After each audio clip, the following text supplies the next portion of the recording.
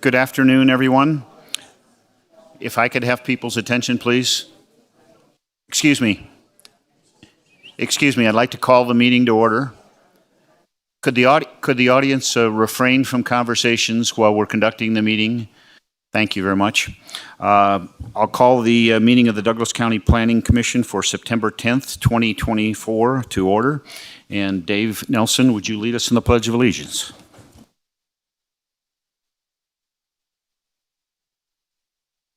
Allegiance to the flag of the United States of America and to the republic for which it stands, one nation under God, indivisible, with liberty and justice for all.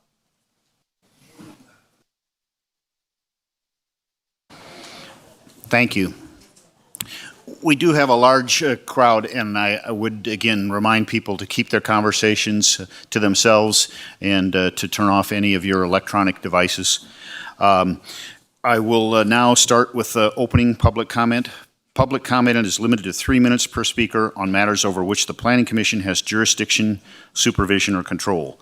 The Planning Commission wants to encourage the respectful consideration of all views by members of the public. If the content is willfully disruptive of the meeting by being irrelevant, repetitious, slanderous, offensive, inflammatory, irrational, or amounts to a personal attack or interfering with the rights of others, the individual will be asked to stop speaking. I would also please ask for no expressions of support or opposition from the audience during presentations, commissioner comments, or public comment. In addition to opening public comment will also be taken on public hearing agenda items that are identified for possible action and closing public comment. If you plan to speak on a specific agenda item that is on the public hearing agenda and identified for possible action, please provide your public comment when that agenda item is heard. At this time, public comment will be taken on those items that are within the jurisdiction and control of the Planning Commission. Additional public comment periods may be allowed on individual agenda items at the discretion of the chairperson. It is requested that members of the public comment on those agenda items when they are considered. So if you have opening public comment, please step forward to the microphone, print your name, state your name for the record, and then we'll begin your 3 minutes. Good afternoon, Ellie Waller. In a month, or maybe not, an October 8th tentatively proposed agenda item for the Planning Commission will be the South Shore Area Plan zoning text amendment and zoning map amendment that was postponed for various reasons, in my opinion. I requested a copy of the application to understand it, only to learn on August 26th there is no application. It is currently being worked on by Barton, who will be the applicant. Some of you may have read the current draft South Shore Area Plan in its entirety, which may or may not be in revision process. You need to understand the underlying issues. Many affect the neighboring community, general improvement districts, etc. This is a month away, and the public, as well as you, deserve enough time to review, research, ask staff questions. There is no process outlined. I believe it's make up as you go. When will we see the draft? From a recent article, Tahoe Regional Planning Agency Public Information Officer, we don't know if 80-foot buildings will be allowed there or not, Cowan said. Douglas County has agreed that certain things about hospitals require additional height per floor for medical equipment to achieve the desired infrastructure. Who at Douglas County has agreed or is in favor of this extraordinary height and new healthcare subdistrict being proposed that could allow zoning text amendments to come forward? This needs to be disclosed. I believe the ZTA and ZMA should not be done until after the area plan is approved. Where is the logic of zoning amendments before a health care subdistrict that doesn't exist be approved? Do you follow? Back to the article. Currently, height available is 56 feet, even though the previous Lakeside Casino was 4 feet over from the lowest point of natural grade, according to Cowan. The height, scenic, and transportation requirements are different than anything around the basin. We still have 900 feet from the finish line, Cowan stated. The zoning amendments proposed will be part of a town center overlay, which includes a mixed-use overlay within a town center and a healthcare sub-district overlay being proposed. do you follow? If TRPA is stating this is different, which means has never been analyzed in the Tahoe Basin, why is Douglas County rushing to that finish line? Once approved, loopholes will abound and future development, much like stale development agreements, specific plans in the valley now result in lawsuits. Today, I would just like to state that I know that the staff here is very busy. I think the Zoom capability should have been published before after 5 p.m. Thank you. Additional public comment? Good afternoon. Donna Loskar. In addition to the 85 height for Barton, the proposed 85 height threatens the safety of everyone traveling on Laura Drive. By placing the proposed building on the far western edge of the property, sunlight hitting Laura Drive will be blocked during the winter hours, causing icing and dangerous conditions on Laura Drive. Laura Drive is a bus route and putting children's life in potential danger. It's simply unacceptable. Additionally, OPGID will be placed in a position of being responsible for the increased onus of clearing more snow and ice from Laura Drive caused by Barton's proposed building, another increased financial burden on the GID. There's no need to rush approving either the proposed zoning changes or Barton's plans. While Barton may claim that they must act swiftly, that is not the case for the following reasons. A, Barton has not proven the need for rapid approval of its project. 1, four of its 5 existing California buildings are seismically compliant. The one building not compliant is capable of being retrofitted prior to 2030.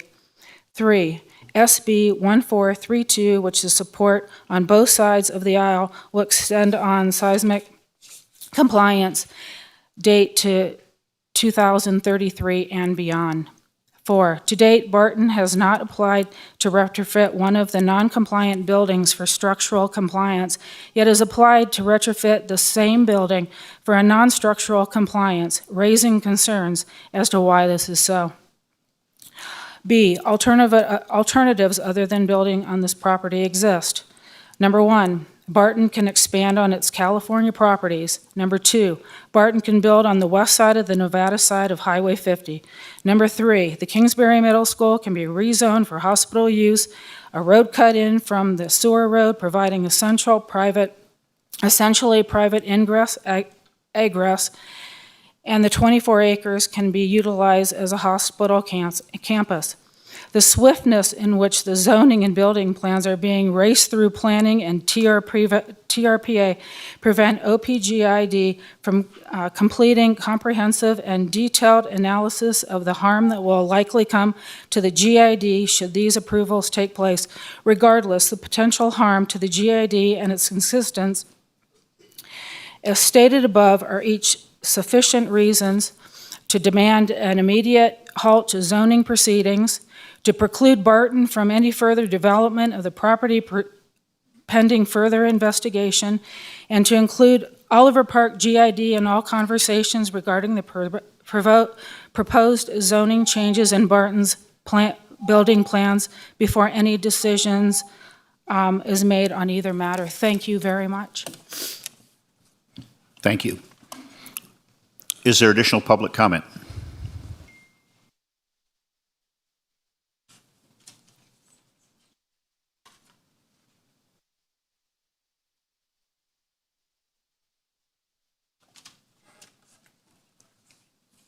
Hi, my name is Carol Sims. I would like to know why you would put a tower by the most vulnerable. Children's brains are not... Excuse me, ma'am. If you're here to comment on agenda item number 1 or number 2, I would ask you to hold your comments until that agenda item is heard. This is opening public comment on other topics. Okay, thank you. Thank you.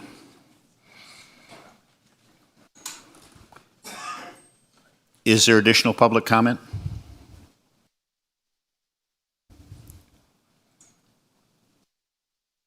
Seeing no additional public comment, then I will close opening public comment. We'll come to the Zoom. Thank you, Bryce. Colleen, do we have any individuals on the Zoom link that would like to make opening public comment? Thank you, Chairman Walder. Nobody has raised their hand, excuse me. Thank you, Colleen. That being said, then I'll close opening public comment, and we'll come back to the next item on our agenda, which is approval of the agenda. This is for possible action, approval of the proposed agenda. The Planning Commission reserves the right to take items in a different order, to combine two or more agenda items for consideration, and to remove items from the agenda or delay discussion relating to an item on the agenda at any time. Do we have comments from the members of the Planning Commission on the agenda? Mr. Chairman, I move to approve the agenda. Is there a second to Bryce's motion? Second.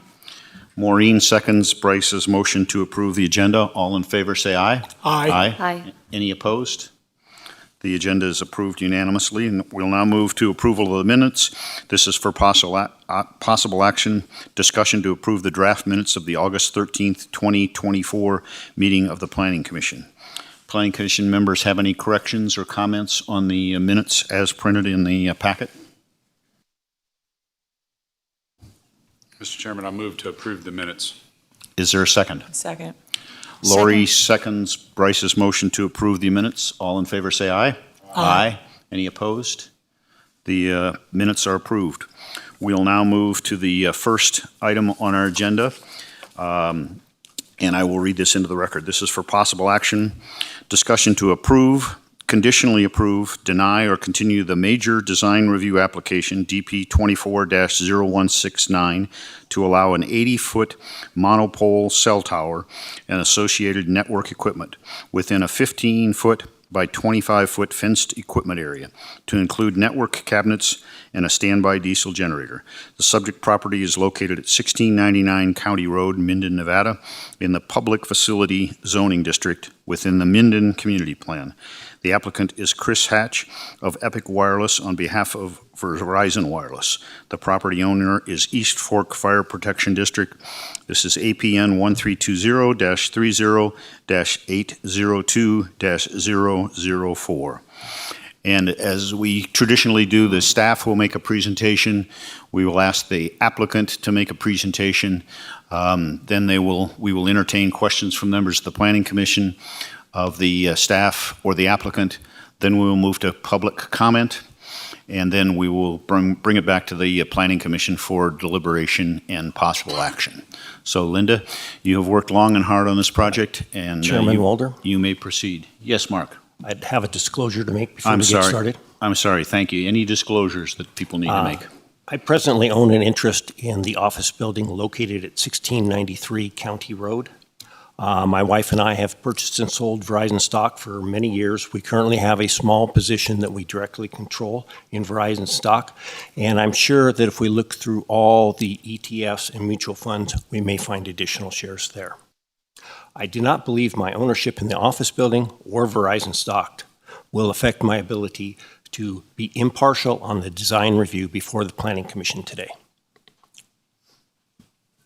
Thank you, Mark. Any other disclosures? Maureen. Mr. Chair, I was present at 2 Minden Town Board meetings to listen to the presentations given by Verizon and to listen to the comments by the Minden Town Board, including their last public hearing where they made the decision. And I also met with Jacques Echegoyen, who sits on the East Fork Board, and we discussed the comments that were made by the Minden Town Board and their decision, but we did not discuss what the Planning Commission was going to do.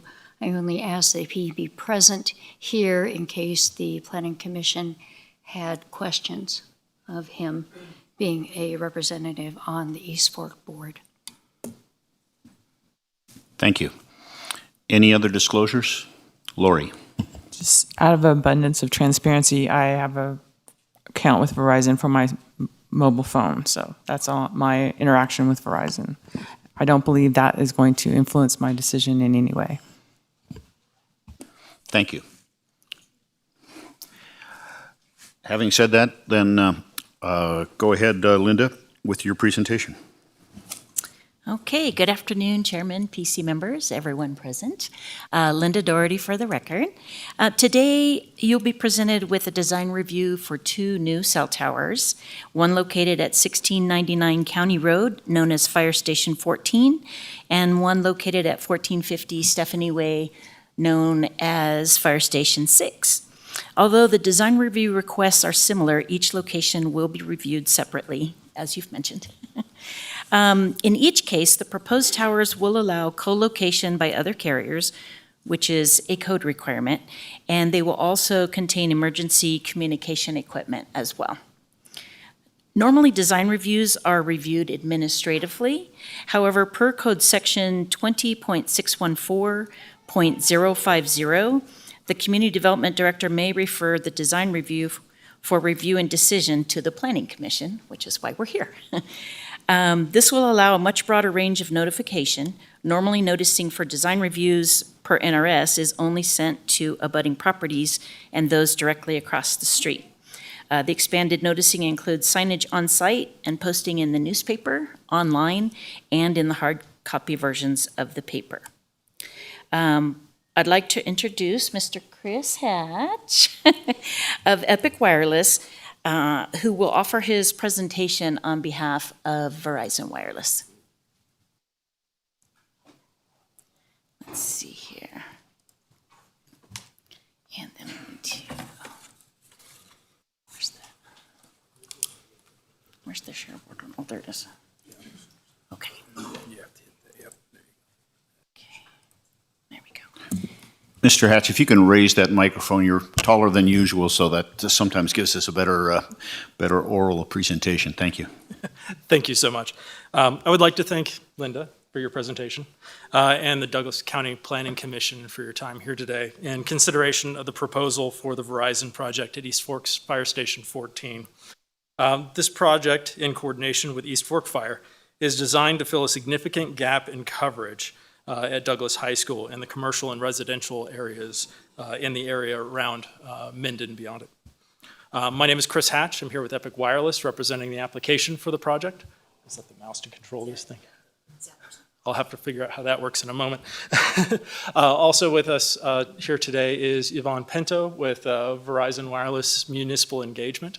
She's been meeting with members of the board and community to discuss these projects. If you haven't met her, she'll be up later on to engage at the end of the presentation on some of those topics about the project. Our RF engineer, Meher Zayuna, is here today from Verizon Wireless. He's the gentleman who designed this project at the location it is at. And David Witkowski, I'll get that one, thank you, David, from Oku Solutions, is a third-party RF expert who we brought on board to review all the data we brought before you to make sure it was factual and provide additional information as needed to the commission. All right. I think I just scroll. Now the mouse isn't working. Next page, please. All right. Beginning in April 2022, the Douglas County Economic Development Department, School District, and FCC contacted Verizon regarding network deficiencies in the county, with specific concerns about coverage around Douglas High School. Verizon's radio frequency engineers worked to confirm these gaps in service with confirmation of the information provided to them. We investigated multiple locations in the community, and I started individual outreach with the high school and surrounding properties, which were appropriately zoned and with appropriate setbacks. This included the fire department, who we were already talking with, who expressed a need to develop expanded emergency services and radio network infrastructure, and that these two projects would work hand in hand. After presenting each of the designs that we had put together and interested parties to Verizon, Fire Station 14 was selected as the best option to fill the gap in coverage, with the added bonus of assisting the fire and county EMS in supporting community needs. We then began negotiations on the design and lease terms with East Fork Fire. During that time, Verizon completed due diligence with the county and submitted a pre-application. With guidance from those meetings, Verizon worked to verify and complete all requirements for planning application submittal. With the lease in place in April, the planning application was finalized, and I submitted the project for review to Douglas County planning staff, thank you again, Linda, and consideration for the town, by the town of Minden. After nearly 2 years since the identification of the service gap, this project went before the town of Minden and received a denial based on health and safety concerns. Next slide, please. Verizon is proposing an 80-foot monopole with a lease area for equipment cabinets, an emergency backup generator, a room for additional co-location carriers. Reserve space on the tower for fire and county emergency services antennas and equipment. That's an existing use as the property is already being used to transmit fire and EMS radio signals. There's a whip antenna on the top of the building at the fire station. With the expressed concern of some of the participants at the previous hearings, we verified that the tower and equipment is in fact non-flammable and designed to meet and exceed all seismic and civil construction requirements for strength in high winds, earthquakes, fall zones, and safety. We provided structural documentation with our application showing that it meets those requirements and will so as it goes into the building permit process. This includes all setbacks to off-site fuel sources and propane tanks, the gas station, et cetera. We're also happy to report that the detailed concept drawings, zoning drawings, which you see in the planning application, were recently reviewed by County Development Office with no structural or design issues identified. Comments and corrections included some property line dimensions and easement notes on the site plan. The only structural concern was the requirement of a fence post detail that we were happy to add to the plans. Otherwise, the county has found no fault in the design at this location.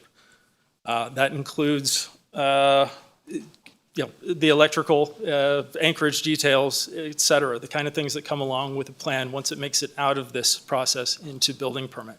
A lot of that hasn't been generated yet, but the designs take into account that we will, and I believe the Planning Commission has conditioned our approval based on meeting all of those requirements as we develop construction drawings and take them into permitting. Next slide, please. The project photo simulation shown here is of the 80-foot monopole tower painted a non-reflective tan color. This matches the size and design of every tower in Douglas County, save for the one built on top of a building nearby. Each one of them is conditioned by code to meet this exact specification. No greater than 4 feet in width, no greater than 80 feet in a public facility zone, and painted a non-reflective color. So, next slide, please. This is another view of the tower. It's the one on the left. The one on the right is a light in front of the fire station. The perspective view makes it look smaller because it's in the distance. Next slide, please. Ooh, if you can get that in presentation mode so we can see it a little bit better. Otherwise, no, I think it's just going to do that. The proposed tower at Fire Station 14 is designed a specific coverage gap in building coverage in Minden. Verizon's engineering team confirmed the lack of reliable in-building coverage at Douglas High School in commercial and residential areas, vehicle coverage along 395 and 88, and in the surrounding area, which is currently served by the existing site in Gardnerville. You can see it there on the map. It's the one labeled Gardnerville. Because I don't have a pointer, I'll use my finger here. The green area is the existing coverage from the tower. You can see there that would be coverage you can get inside a building like this one. The yellow area is coverage that you wouldn't be able to get inside a building, call that in-vehicle coverage. You get that while you're driving around. While the gray areas and even lighter gray areas are significant gaps where you would have very spotty coverage. You'd be outside waving your phone around at times to get coverage. As you can see from this map, beyond this point in town, Minden is experiencing a significant diminished signal from Verizon.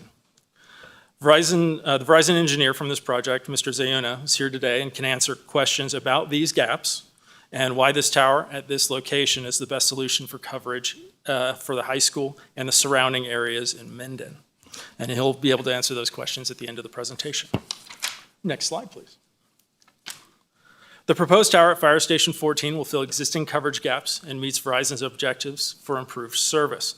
It's specifically designed to provide reliable coverage to Douglas High School, fire department personnel, local hotels, offices, and other businesses, with reliable in-building coverage for residents, workers, and visitors, as well as emergency personnel responding to calls in the community. The tower will provide reliable service over 1,300 residents in an 8.4 square mile area around Minden along Highways 395 and 88. You can see the expanded in-building coverage here in green, the big green blob going in 3 directions. Those are showing you the sectors the tower works on as it transmits in 3 different directions. The antenna's on the top. The yellow area beyond, those will be the areas that still have coverage in just cars. The area where the 2 towers meet is right along the highway. And the gaps that still exist off to the left, those are out in the wetlands beyond the residential zone. So those are still acceptable gaps. You can see there the residences, the trees and things are obstructing the signal as it goes out past the residences up toward the sewer plant. Next slide, please. Thank you. Existing network capacity issues are shown here in this chart. This is data from the existing Gardnerville Verizon site showing the site reaching capacity with everyday normal use on the sector that's doing its best to cover this side of Minden. You can see here the red line is the red line is the number of people that are using it. That's not it's the number of people, the data, calls, all of it aggregated together. So the site goes up and it meets the ability to be utilized. It maxes out, which is what I'm trying to say. And as the usage goes up, the ability to supply data goes down. And that's the green lines there dipping down below the red lines. So every day, this is from April 12th to May 12th in 2024, the site nearly reaches capacity while the data tanks down. It goes from like broadband speeds to dial-up speeds. Members of the public have stated that they have service by other carriers and they have no need for Verizon service. The federal law does not support a denial finding based on other service providers' coverage. The law provides that carriers must support full coverage in these areas for the services offered. And the FCC and Verizon are on notice to provide this coverage. The existing site reaching capacity shows a daily need for additional Verizon coverage near the high school. It exists. The federal law requires Verizon to fill it, and we're trying to do our best to do so. Next slide, please. In reviewing existing facilities and potential new locations to fill the gap in coverage, Verizon reviewed the following alternatives. Diligent work was completed and evidenced to the planning department with submittal of this project. We first looked at all existing towers and facilities and use cases in the area, and after finding no existing co-location towers near the high school that didn't already duplicate or interfere with our already existing service, an extensive review was completed by Verizon, which included, again, very detailed write-up that we submitted with our planning application. We then, after reviewing the existing towers, we then began a more detailed review of potential development locations at and around the high school. This included extensive review of the planning code for required designs, setbacks, allowed heights, and towers. This included potential landlords that would be willing to accept a tower on their property and careful modeling and signal produced from each location. As you can see on the map here, there are quite a few sites. Our existing facility, or quite a few alternatives we looked at. Our existing facility is the orange dot at the bottom right. That's a location nearby. I think that's at the end of County Road at 395. And the existing towers, there are 2 existing monopoles, one at the sheriff's station, one across the street at the distillery. Those sites are very close to our existing Verizon facility and would duplicate the coverage from that area. We already have signal there. They wouldn't propagate additional signal over to the high school area. AT&T is number 2 there. You'll also notice AT&T is also number 1 there. That's how cell sites work. You need multiples of them to have cells to communicate signal. So the AT&T site on top of the high school, which is a small antenna, is not a co-locatable facility. That's just an antenna. And so we're proposing our location, number 8, at East Fork Fire Station 14. Other locations around there are public facility zoned properties, commercial properties. All of them had their own specific challenges for not being, allowing 80-foot height towers. Those are 60-foot height towers, and there are a number of setbacks in that area. Next slide, please. Here we go. In reviewing the alternative locations, I would like to start with the elephant in the room. The Minden Town Manager asked us to review the sewer plant location as a viable alternative early in the process. Located 0.6 miles from the proposed facility, a tower at this location leaves gaps in in-building coverage around the high school, Fire Station 14, and commercial and residential areas beyond it to the south. This location presents a coverage deficiency due to obstructed line of sight by buildings, including the high school itself.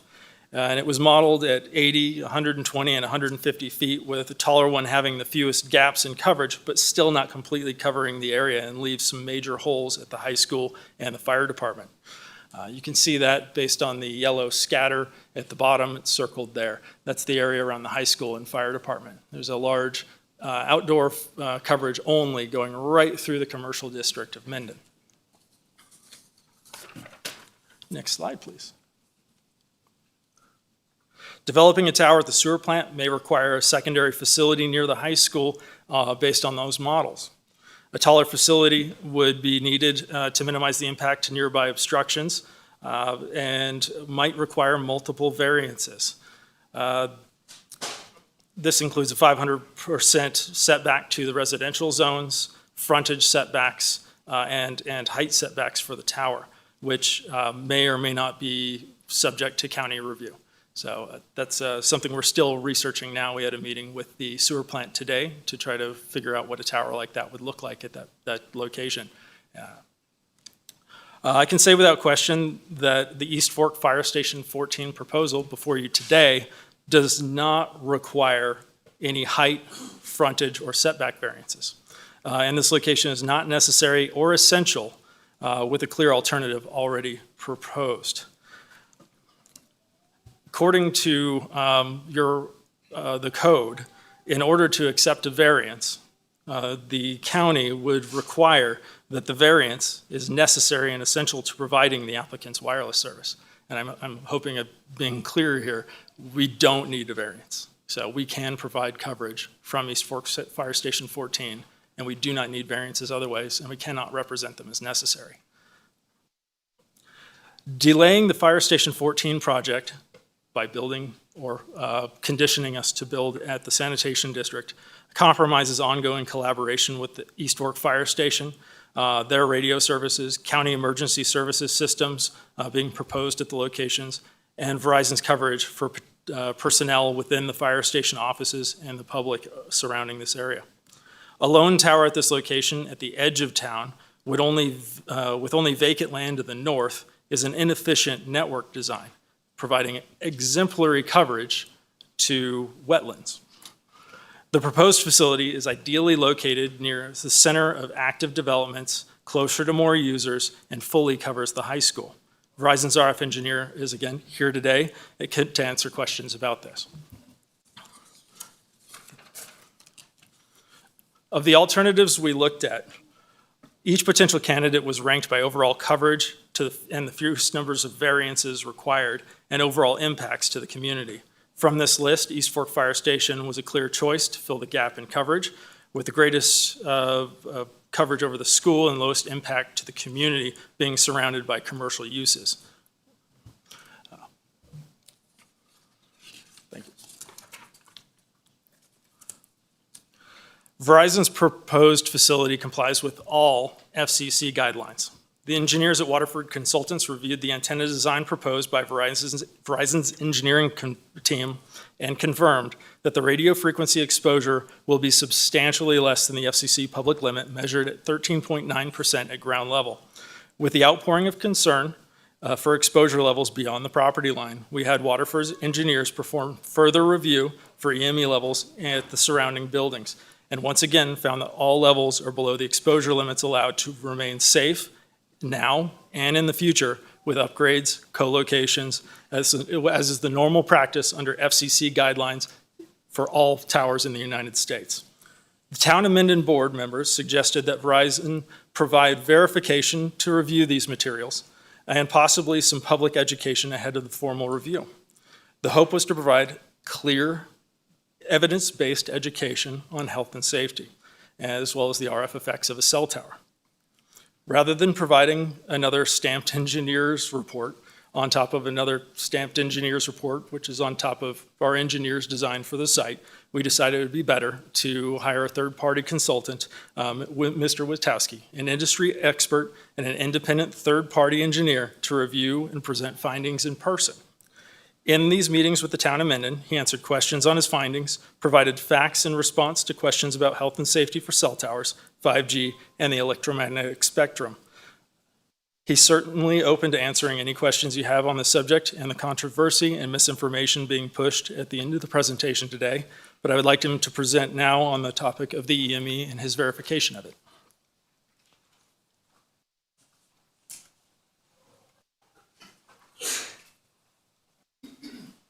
Thank you, Chris. Good afternoon, Chair and Commissioners.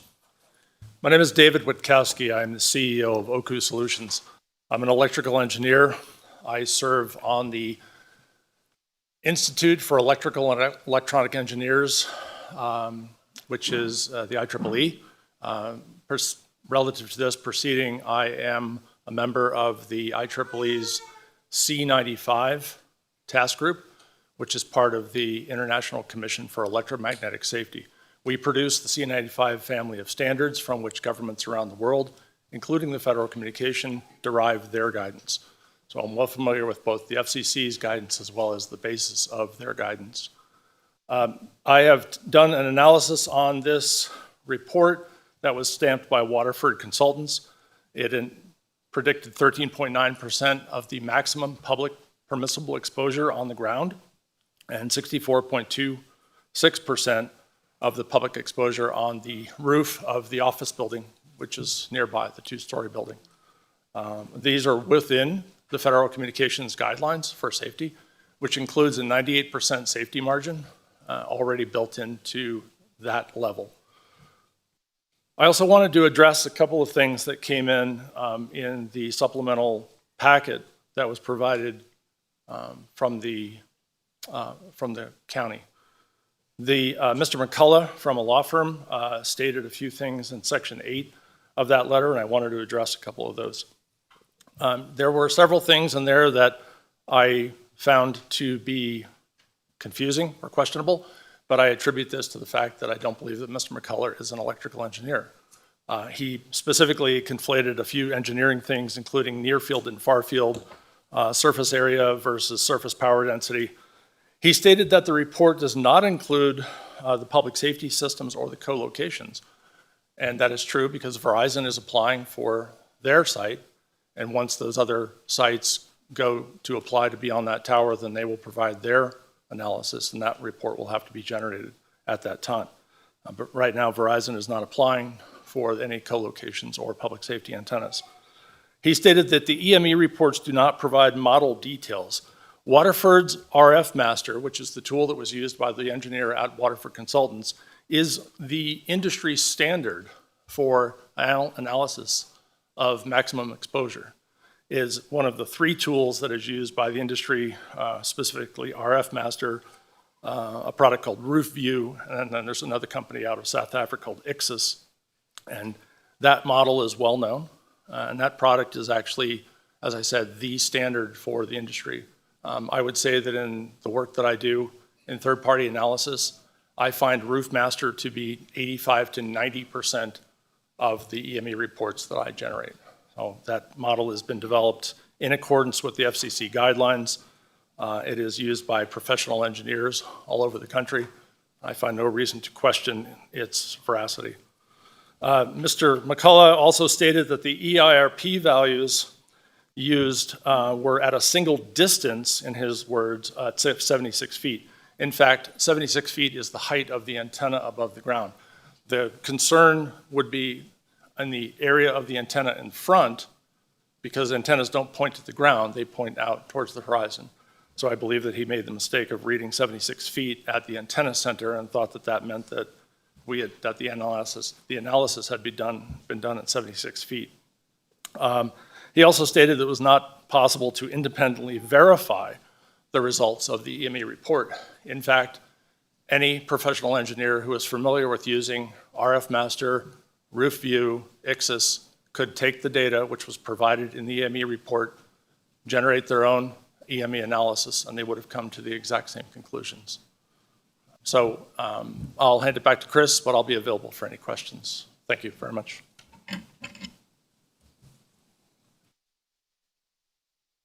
Thank you, David.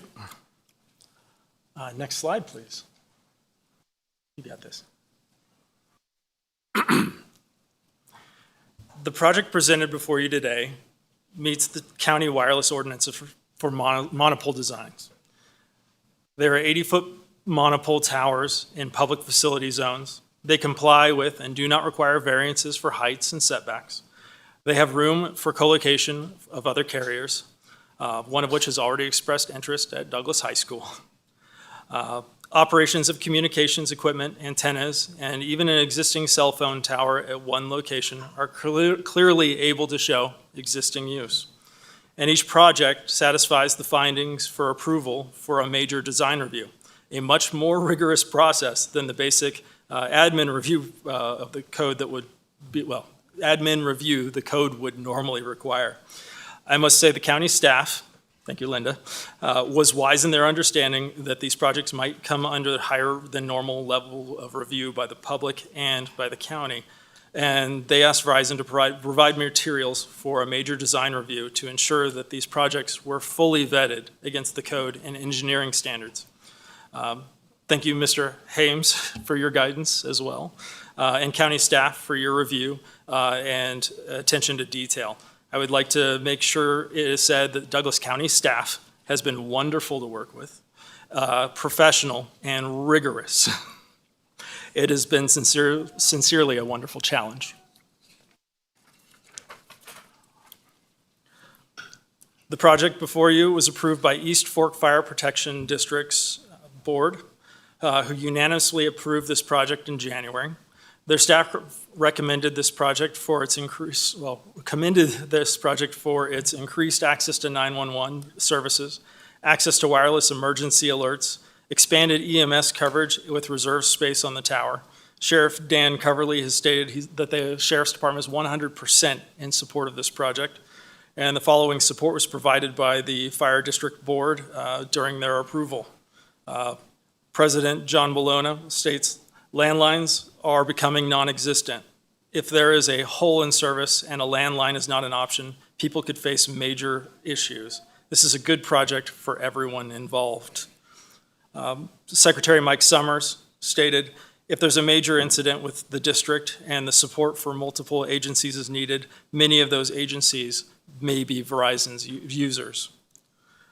Director Bernie Curtis writes, it serves the people who respond first and enhances communications. And Director Jacques, I don't know if I can say your last name, sir. Thank you for being here. The people saving lives are in favor of this. The board would be negligent if they didn't support the first responders with the tools that can be provided. Cell communication is a large tool. The better the coverage, the better for everyone. Members of the board are here with us today, and thank you so much for your support on this project. In conclusion, Verizon's wireless proposed facility provides a clear solution to the county, school district, and FCC coverage concerns. It provides much-needed wireless communication infrastructure for Minden. It provides reliable communications for emergency services, enhanced infrastructure for local schools, and economic development opportunities for local businesses. This collaboration with the Fire Protection District on vital communication needs throughout the county, which will benefit the residents, visitors, and businesses to keep them safe in emergencies, both large and small. And it's with your consideration of the health and safety data from Waterford Engineer, verified by Mr. Witowski, I would like to advise the commission with the guidance that might be offered by the county legal, if a presented project meets FCC guidelines, shown, I think, in triplicate at this point. Denial based on RF exposure is preempted by federal law. That is to say that the federal law prevents denial of a project based on the environmental effects of radio frequency exposure, which is the primary concern of most of the opposition in attendance here today. The Town of Minden's recommendation for denial and basing any decision on that denial goes squarely against the FCC guidelines for decision-making and provides a clear path for appeal by any wireless carrier that submits a project before the Town of Minden and Douglas County. I ask that the Town of Minden's recommendation for denial be equally balanced against our absolute intent to respect the county code and the Planning Commission's choice to uphold the rules within it. A code which clearly identifies the location and design constraints that we are operating under. Public sentiment is strong against these projects. We understand and we sincerely care. But it's not, but that sincerity, but that does not change the code or how the towers work. Those that would argue that we have not met the engineering requirements to do so across many pages of dissent, as a gotcha, cite the minimum standards for major design review. Never mind.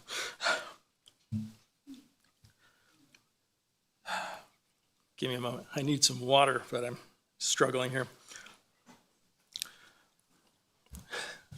I'm good then. I must say that the dissent given in many of the pages of the letters supplied give you a gotcha moment, and that's their ignorance on how planning submissions work, or deliberately misleading you. These are design drawings, and in fact, in order to meet the civil requirements for building, these drawings are submitted in good faith for consideration of the design with the planning department. And again, I thank you for your extremely rigorous review. This team before you now truly cares about this community. We care enough to continue working on these projects and doing our best to represent Verizon and the community in public safety and health. So it is our sincerest request that the Douglas County Planning Commission consider this project for approval. And thank you so much. Next slide. I would like to introduce the rest of the Verizon team who can now answer any questions the planning board might have on this project. Thank you so much again for your consideration. Thank you very much, Mr. Hatch. Now we'll go to questions that the Planning Commission members would have of staff or of the applicant.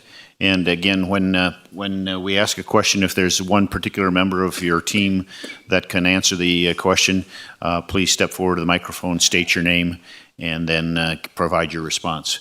So if you have questions of the applicant or of the staff, please raise your hand, and I'll recognize you for whatever time you need to ask and answer your questions. Lori. Thank you. This question is for staff. The applicant is showing on some of the exhibits that were submitted, the 80-foot monopole with the array of antenna close to the top. There is a dashed line showing the equipment for the fire department, and then a whip antenna, which, I'm not going to worry about the whip antenna. The fire department equipment seems like it would exceed the height of 80 feet, which is the limit for this application. and which would kick it into the realm of a special use permit. Is that correct, or are there any exemptions for the fire department? Tom Delaire, Community Development Director for the record. I'm not aware of an exemption. The fire equipment is located even on the Minden Inn. I don't believe that that's part of the cell phone tower height itself. 80 foot is the maximum height allowed in the code for the cell phone tower. And then this antenna, it shows it being attached to the top of that tower for the emergency services. So does that mean the fire department would be subject to a special use permit to install the equipment? I don't believe so. Okay.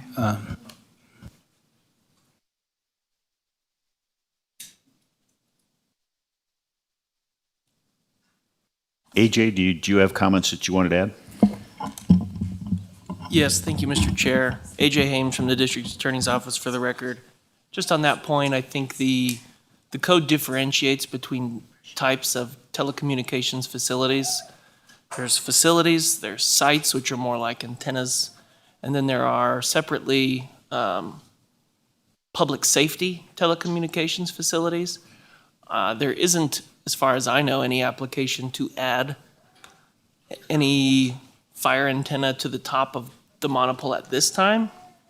But if there were such an application, I think staff would have to look at it to decide first, what is it? If it's not considered part of the telecommunications facility under code, if it's characterized, for example, as a public safety telecommunications facility, then it is not subject to the same height restrictions as a commercial telecommunications facility. But again, I don't know if that's what the outcome would be, because there hasn't been an application for that yet. At this time, all that the board is considering is the tower that's been proposed, which is 80 feet.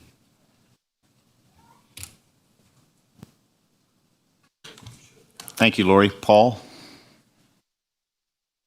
There are actually two issues that I want to raise with the folks from Verizon. First, Mr. Hatch, my apologies, I did not respond to you when you wrote an email to commissioners, and that is because generally any information that you give one, we try that you give it to all of us at the same time. So I was not being rude, or I didn't want you to take it that I was being rude, that I didn't accept, and I appreciate the offer to communicate with us. The first topic I'd like to cover is the emissions issue. So, Mr. Wachowski, you and I will probably converse on this one. The second is a design issue, which I think that'll go back to Mr. Hatch. I agree with Mr. Hatch's comment that the United States Code does not allow a prohibition of cell towers on the basis of electronic emissions. And that is conditioned to the extent that such facilities comply with the FCC requirements, one of which has limitations on emissions. This, you have told us that the testing has indicated, is a substantial percentage below those maximums. It is. The maximum exposure, which also I took a look at, are generally concerns, at least from the literature, that electronic emissions can disrupt cellular replication. That's correct. Okay.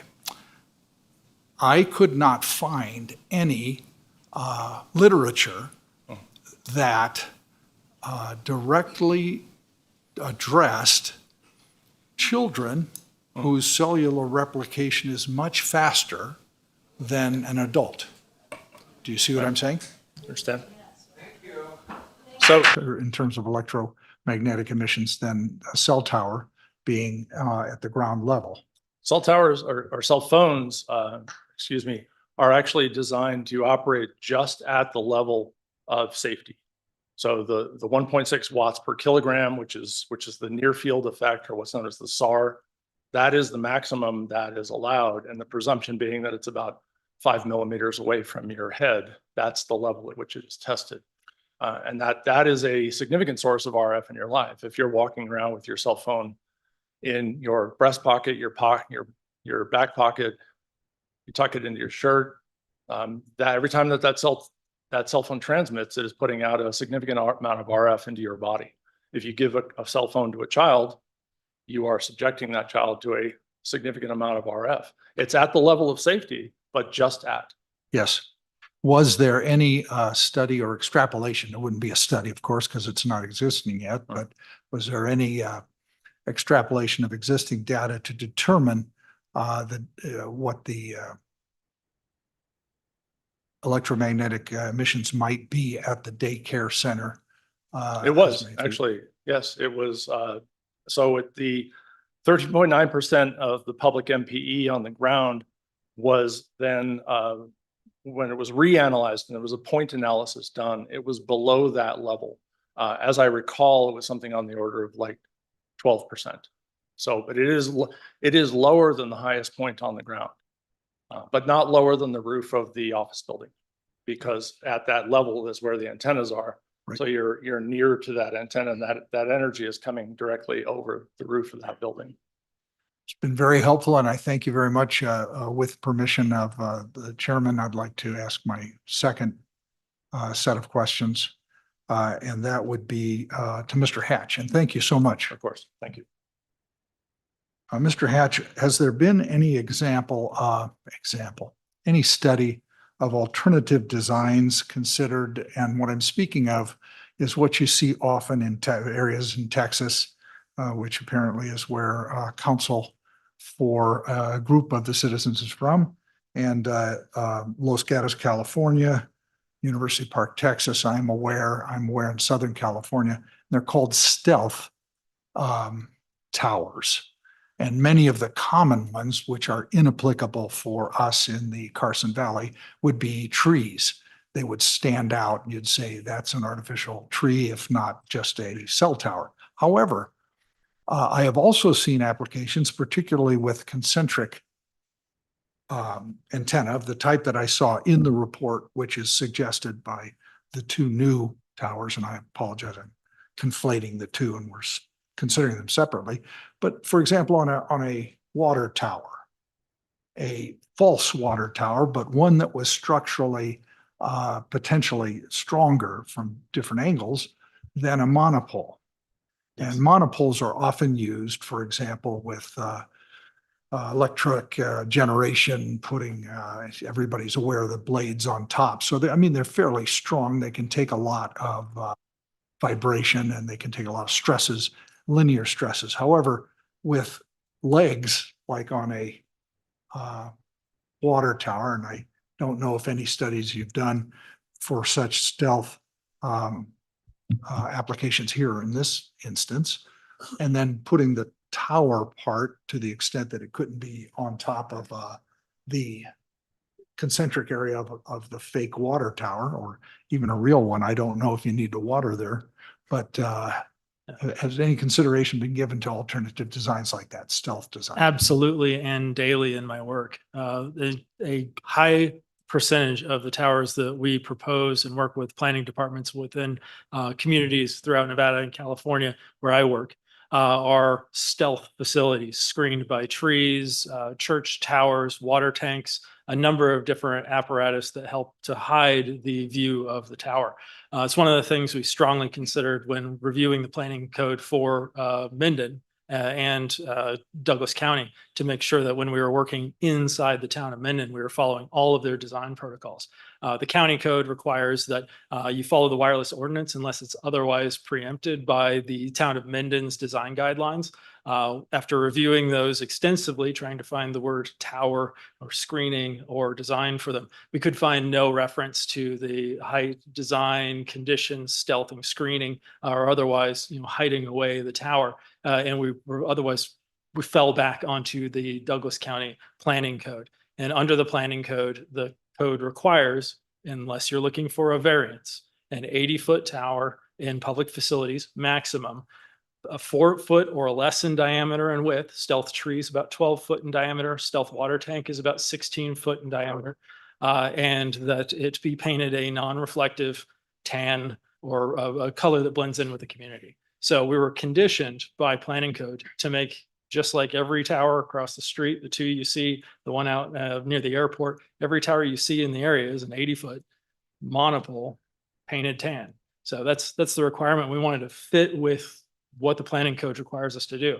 Now, if the planning department would like us to develop a tower at this location and change it to a tree, that would have setback. I'm not issues. suggesting a tree, something Yeah. that was more compatible. A water tank in that area, because there is a alternative use at that location, is the fire department property is being used as training facility for training firefighters for Douglas County or East Fork Fire, as well as firefighters around the community who come in to do training at the facility. That there's an existing use back there, and they're using that area. So building a larger water tank would take a much larger compound area and interfere with some of that. It could be considered.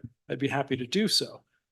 But we were trying to follow the letter of the law exactly. I understand. Not ask for exceptions. I understand, but from the discussions we've had, for example, there are towers that are used for training purposes for fire stations all over. As a matter of fact, one right down on the base of Kingsbury that I see every day. And it's a tower that is utilized with windows for firefighters to get trained to carry the hoses up Absolutely. and something of that nature, and then putting the, to be considered if you wanted something stealth in that area that did not look like a cell tower. I mean, their creativity, the imagination of an individual in terms of being creative, and I've never worked in this industry, so I'm just, this is Those are off the top of my head. Very great designs. I've built 2 of them in my time, and they're fantastic, but they're non-co-locatable structures. So that would work for one carrier. So if we were going to accept development of a non-co-locatable tower, and this tower is designed to be co-locatable not only for East Fork Fire equipment, Douglas County Emergency Services equipment, Verizon's equipment, AT&T, T-Mobile, Dish Network, whoever needs to come along and use it, it's there. So this is a co-locatable structure. Stealth trees take away the ability to co-locate equipment because you need room for the branches. Otherwise, you end up with a green bottle brush full of antennas. The water tanks can only hold kind of a mitigated 2 carriers. There's not a lot of room inside. There are a number of different structures, but they all have downsides. We're building a tower that is an end-all be-all for the community. This one tower supports everybody. If we make it only work for Verizon, now AT&T needs one because they're going to see the improved coverage and they're going to want one. T-Mobile still needs coverage in the area.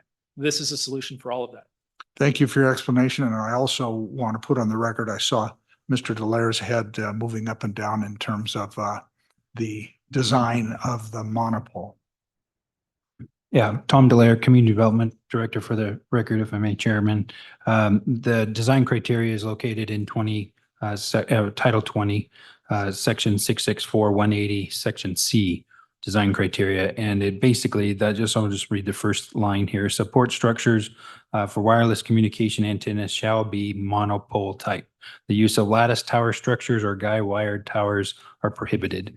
So in compliance with the code, with the design review application, that's what he's expressed. And also the 4-foot diameter pole is in code. It's number 2. And then the requirement is number 5 for being co-locatable. And so they met all of the criteria in the code itself. The one that was being proposed in Genoa went to the Historical Society, and it was proposed as a water tower, and it was going to have to come forward to you guys anyway because of the variances required because of code. So, but that one dropped off I haven't seen any application for that particular application. And for the audience and for the Verizon folks, that was an excellent example of a planning director politely telling me that whatever my ideas were that I was trying to put forward are absolutely invalid in this instance. And sorry about taking up your time, but Thank you for asking them. yeah, I just thought that a stealth might be a solution. Clearly, it cannot be. Thank you, Mr. Chairman. Thank you, Paul. Very good questions, very good observations. Other questions by members of the Planning Commission? Mark. Yes. So, Mr. Hatch, you showed a slide up there that said that at ground level, it emitted 13.9 electronic emissions or something. First question is, how many co-locations will fit on that? And if you fit 20 of them on there, are you past the limit that's allowed? That's a question for Mr. Wachowski, who has an engineering stamp to back this answer up. Okay. I don't want to speak to the design of the tower. Most towers are two carrier co-locatable. Is this a 2 or a 3? 3. EMS. Emergency services. Okay, 2 cell, 1 EMS. Okay, so 2 cellular, 1 emergency services. Emergency services radios, that's actually where I started out in public safety back in the 80s. They emit a certain amount of power for a period of time, they turn off. The average amount of power that comes off of the public safety antenna is extremely minimal relative to the cellular, which is operating all the time. Depending upon the design of the site, and I can't speak to what the other carrier, whoever that other carrier would be, would want to use in terms of antennas and radios and power, we would probably presume that it would be about double what we have right now. So if we have 13.6% at this point, then we would have 27.2% at double. That's still well within the margin of safety. What is the margin of safety? Yeah, so the margin of safety is set based upon the level at which an effect of RF energy can be measured on the human body. There is then there's a 50x margin placed underneath that, a 98%. And then that is the FCC's level. So if we imagine that this is where, I apologize, I'm stepping away from the microphone. If this is where the effect can be measured on a human being, we drop that down 50%, then this side is 13% under that reduction already. So it is extremely far below the level at which an effect can be measured on the human body. That's how everybody in the world sets the standard according to either the FCC's OET 65, the C95, the ICNIRP standard in Europe. It's a pretty harmonized across the planet. Okay, I didn't quite follow all of that, so I'm happy to. let me ask you another question. In the designs that they've come up with, it's a 10-foot triangular thing that's sitting on top. And they also have I'll call it a shaded area, halfway down the pole, it looks like they have another array of the same type of towers. I don't think you can answer this, but Mr. Hatch, are you assuming that you're going to have 2 of those? This works together, and I think I might be able to put some of this in layman's terms for you. So that would be where the co-location antennas would be proposed. There's an open space there. The tower's engineered and designed, over-engineered and designed for not only Verizon's equipment, but future equipment down at that lower level to the maximum. So the tower is structurally designed to be viable. If, say, for instance, Verizon, this tower already up and Verizon was the second carrier to come along to take that space, we would then produce an EME report that factors in not only our own equipment, but the other EME in the area to make sure that combined, that area is not exceeding EME levels. That way we don't have to mitigate, and the mitigation would just be turning the site down to make sure it's within the health and safety standards. So this is a repeated process that comes along with modifications submitted to planning and building, additional carriers going on the site, and just time itself. EME reports are constantly generated. These are tested and made sure they're all within all the regulation guidelines for everyone all the time. So again, I apologize that I don't follow all of this. So on your 10-foot panel, that's triangular, that's Verizon only, huh? At the top of the tower, that is Verizon only, correct? Okay, and then so if AT&T came in, they would take your second space that you have in dotted lines. Correct. Okay. And Thank they you. would supply an EME showing that the tower in its entirety is still passes all federal requirements for maximum permissible EMU exposure. Well, never mind. I won't ask the next question. Thank you. All right, thank you. You might be able to clarify that one. Yeah, do you want me to try to address the question? So if you would, please restate it so that I can. So all I was talking about is Sure. you have a 10-foot piece that's triangular and only Verizon can fit on that piece. You can't put more than just Verizon on that piece? So at the top level of the design is Verizon. That's the top tier of the tower. And then if co-location comes in, then it comes in at the second tier underneath that. But is it standard for Verizon or any other carrier to need 10 feet to stick their devices on? You mean away from the center line of the pole itself? No, so you have, this pole is in the center and you have a triangle around the Yes. outside. And each size of that triangle is 10 feet. It is, and Maher may be able to answer that question as well. Maybe you want to talk about intersector interference and. Well, now I know I'm going to be lost. No, so the reason why we Excuse me, please state your name for the record, for the clerk. Thank you.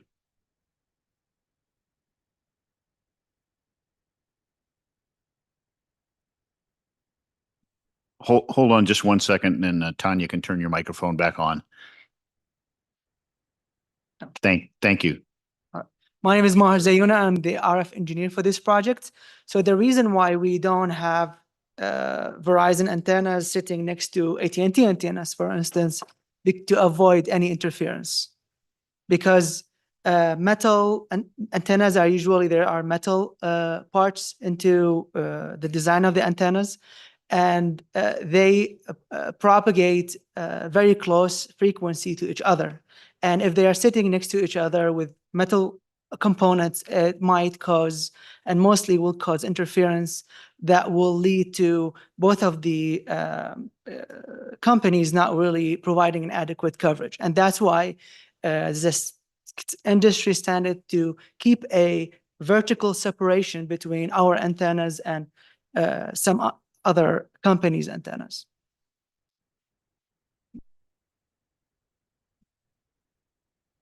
Thank you, Mark.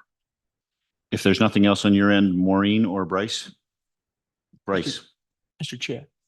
AJ, excuse me. Thank you. AJ Hames from the District Attorney's Office.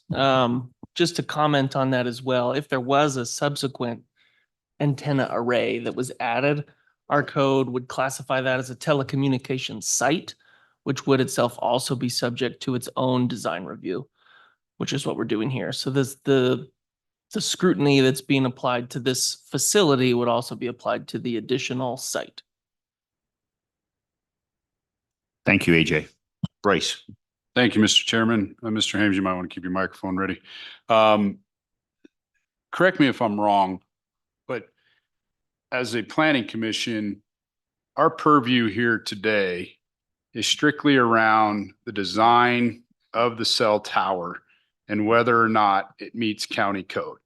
It is not our purview to determine whether it meets FCC guidelines with respect to emissions or health concerns or any of that. I mean, within our purview as a planning commission, the design review is, and I don't want to overly simplify it, but it really comes down to does the design of the cell tower meet county code? Would that be accurate? AJ Hames for the record. Yeah, I think that's a good summary of what the review is today. It's a review of the design and its impact on the neighboring community, but it by federal law, it can't get into issues of, whether or not the FCC should have approved this technology or whether or not this technology should be deemed safe, because that's a determination that's already been made by individuals above us, right, at the federal level.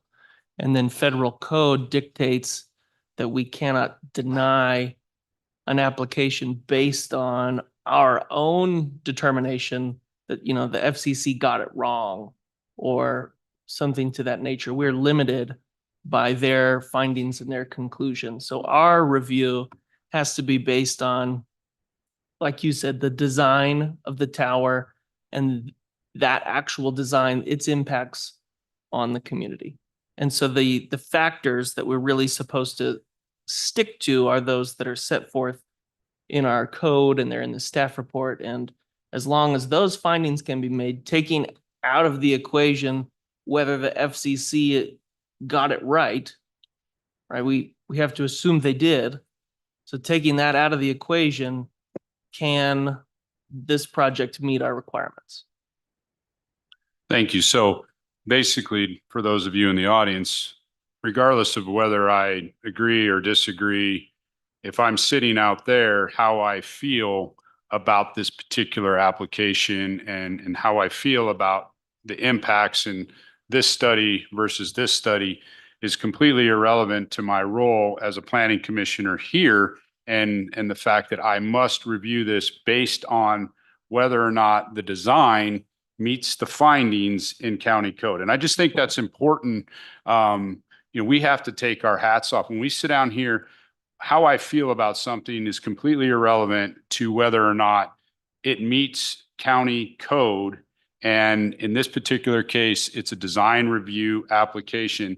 And that is what I have to review. And I'm not suggesting how, what my review is at this point. But I have to look at the findings and I have to look at code and then make a determination. So I wanted to get that on the record. Thank you, Bryce.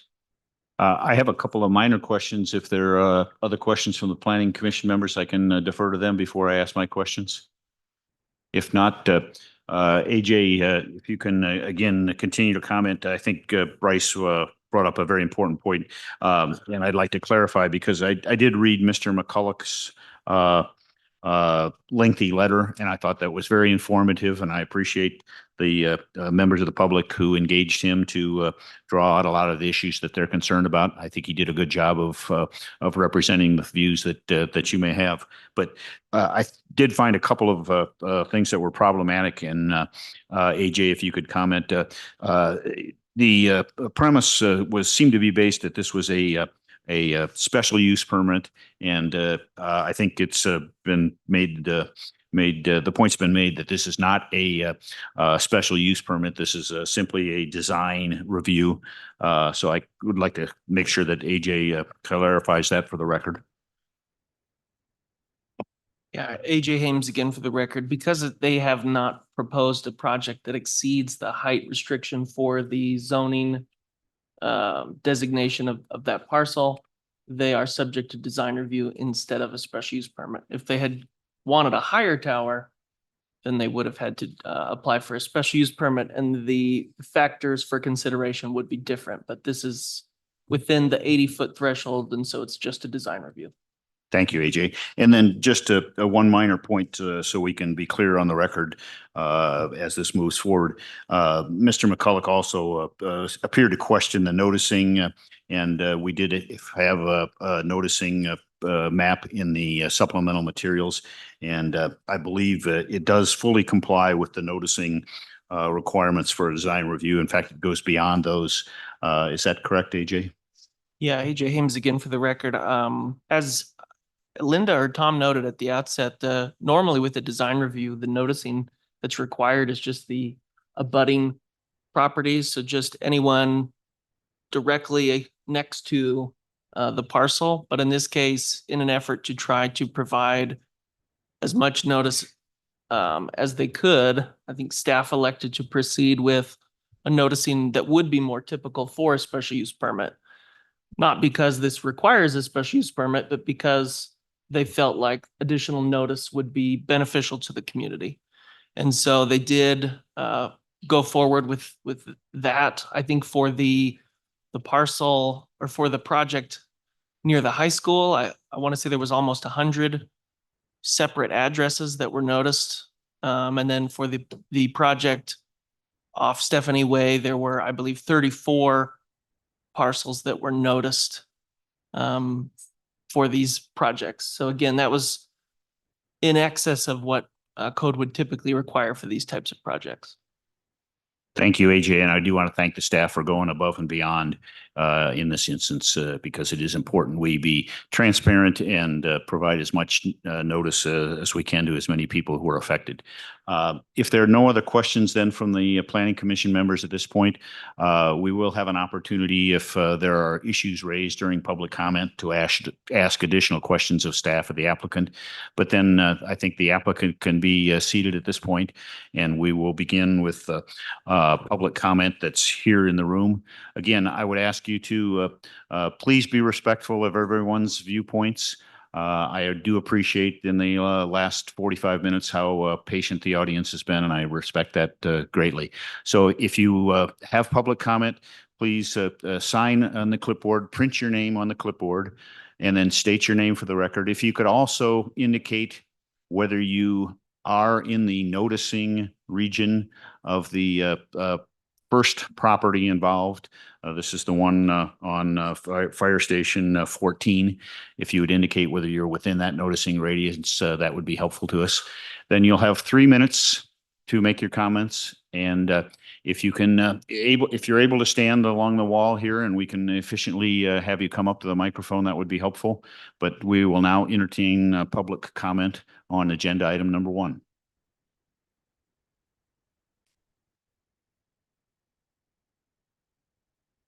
Hi, my name is Carol Sims. I've lived in Minden for 13 years. I live on County Road. I would like to understand why you would put a cell tower by the most vulnerable. Children's brains are not fully developed. I was informed that you tested on the outside of the building of the preschool, and it was only 11 millimeters, or whatever that word is. Let's test the air inside the building at the level where the children breathe, not outside. This technology is harmful to humans and the environment. 5G multimeter wave is known to heat up the eyes, skin, and testes. My particular concerns are for the unborn children, the elderly, and the disabled. Increased radiation near homes, refrigeration-sized equipments, cabinets, so the cabinet where they're storing their stuff is as big as a refrigerator. The taller poles, fixtures weigh hundreds of pounds. What's going to happen when the wind reaches up to 100 miles an hour? There's a study that confirmed concerns that living nearby a mobile phone base station increased the risk of developing headaches, memory problems, dizziness, depression, sleep problems, and bad behavior, altered brain development, sperm damages. Okay, and then there's a decline in birds and bees and butterflies. Also, we have neurological symptoms, hormonal changes, and cancer. Other countries are prohibiting cell antennas in sensitive areas like kindergartens, hospitals, nursing homes, and cell towers on schools, colleges, and playing fields. 5G will add to, not replace, our current wireless technology. 5G will add another layer of wireless radiation to our environment. 5G will not only utilize wireless frequencies and higher frequencies, sub-millimeters and millimeters in order to transmit data at a super fast speed. What's more important, our children's brains or super speed? Thank you. Additional public comment?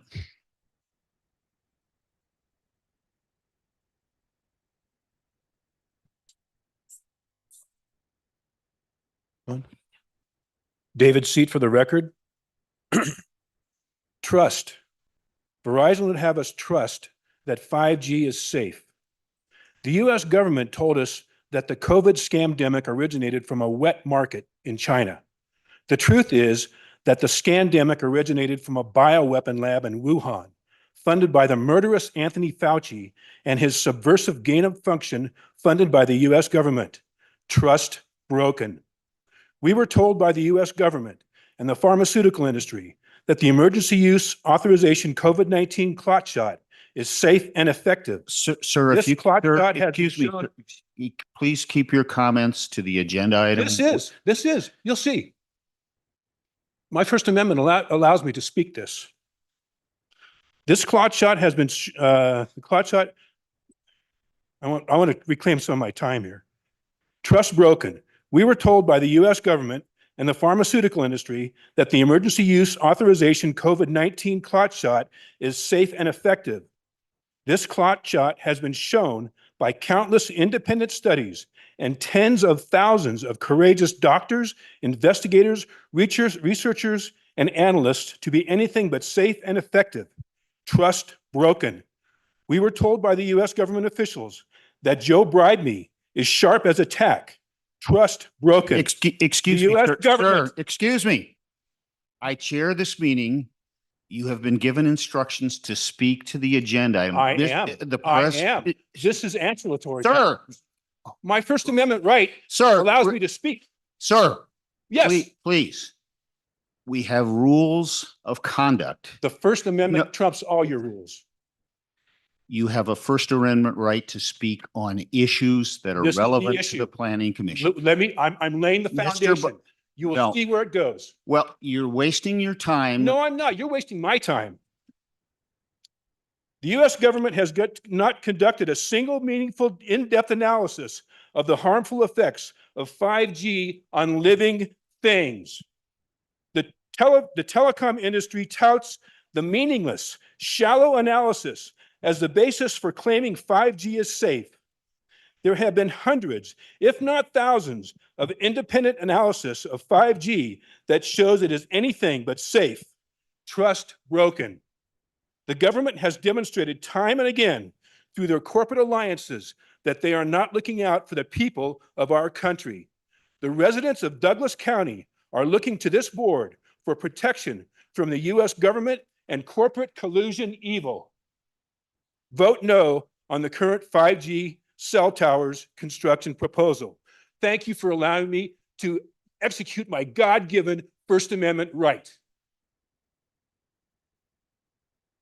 Additional public comment? Yeah, Bob Russo for the record. I oppose the 5G tower at 1699 County Road.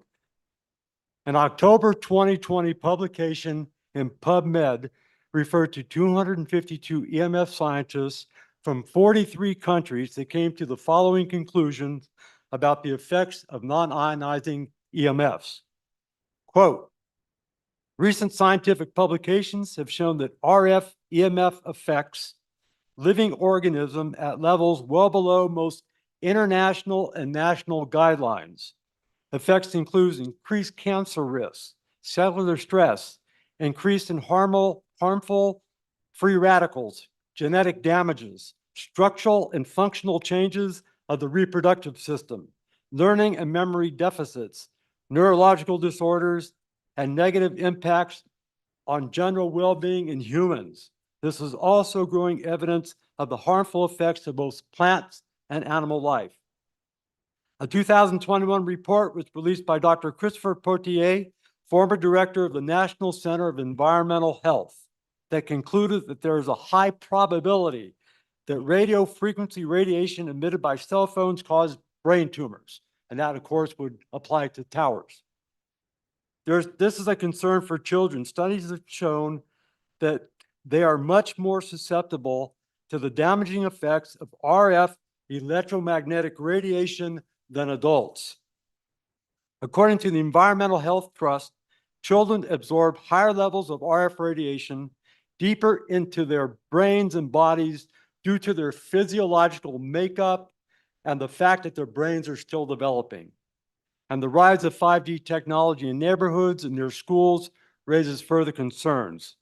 And the proposed site in Minden, being close to Douglas County High School, a dance studio, a swim center, and very close to a daycare center where we have young children there daily is very disturbing.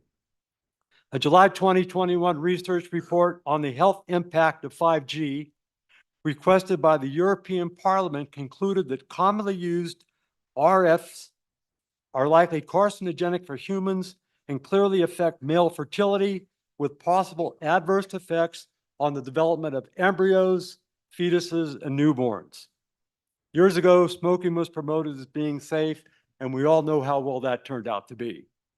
Harvard applied physicist Dr. Ronald Power had this to say in a letter to the FCC on 5G expansion. Quote, "It would irradiate everyone, including the most vulnerable, to harm from radio frequency radiation, pregnant women, unborn children, young children, teenagers, men of reproductive age, the elderly, the disabled, and the chronically ill. We should not put convenience and corporate revenue ahead of the safety of our children and members of our community. Please vote no on this proposal. Thank you very much." Thank you. Additional public comment?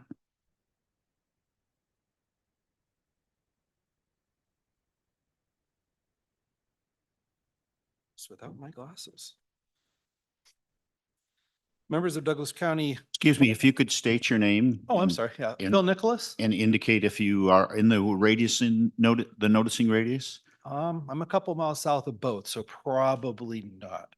Thank you. I didn't get a flyer, in other words. Okay. So members of Douglas County Planning Commission, and other staff I'm present. sorry to interrupt. Can you state your full name for the record? Phil, Phil, Nicholas, Nicholas. Okay. Third time. Members of Douglas County Planning Commission and other staff present, good afternoon, and thank you for taking a few moments to hear from me. The benefits of the two proposals before you are so great that I took the afternoon off to attend my very first planning meeting, not on my bingo card for this week. I would like to reiterate what was noted earlier. This is a design review, meaning that we're not here to, and I would hope that the board would not be swayed by, I'll say, presentations on health and other things that are not a part of this, nor are presented by qualified people. That's just what, and I'm not qualified and a lot of other people aren't qualified. A Bachelor of Sciences, graduated second in my class. I have served in all kinds of professional technical roles, ranging from telecom support to engineering manager at a major PC manufacturer. RF technology is nothing new to me, but I don't want to see those types of unsubstantiated concerns and bare fear, which are legitimate in some cases, to influence policy. Obstinance is not a virtue in civic management. You have to look at everything. So since it's design review, I live 1,500 feet from a tower. I've never driven past it and cringed. I just enjoyed its service like we all do. So as you've heard, East Fork Fire Protection District has approved this. The sheriff has 100% in support. These leaders are not stupid. They are not unconcerned with our well-being or our community, but they are, however, pleading for the county for the desperately needed infrastructure that these two sites will provide. Unless the commission has a valid reason not arising from bare fear or unsubstantiated speculation, I encourage the Planning Commission and my elected commissioners to approve these two critical infrastructure improvements. As for me, I'm tired of telling people, oh, sorry, hang on, I'm heading through one of our valley's dead zones. I may lose you. I'll call you back. I'm tired of having to say that. And these two towers will, specifically the one right now, especially the notorious dead zone at 395 and 88, will provide substantial coverage. And I am, since it's a design review, I am not concerned about a tower. We have them all over the place and I've yet to hear a concern.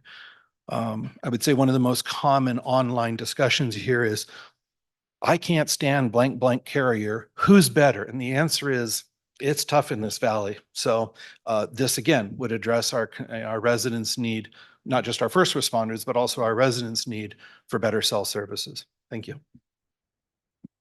Thank you. Additional public comment?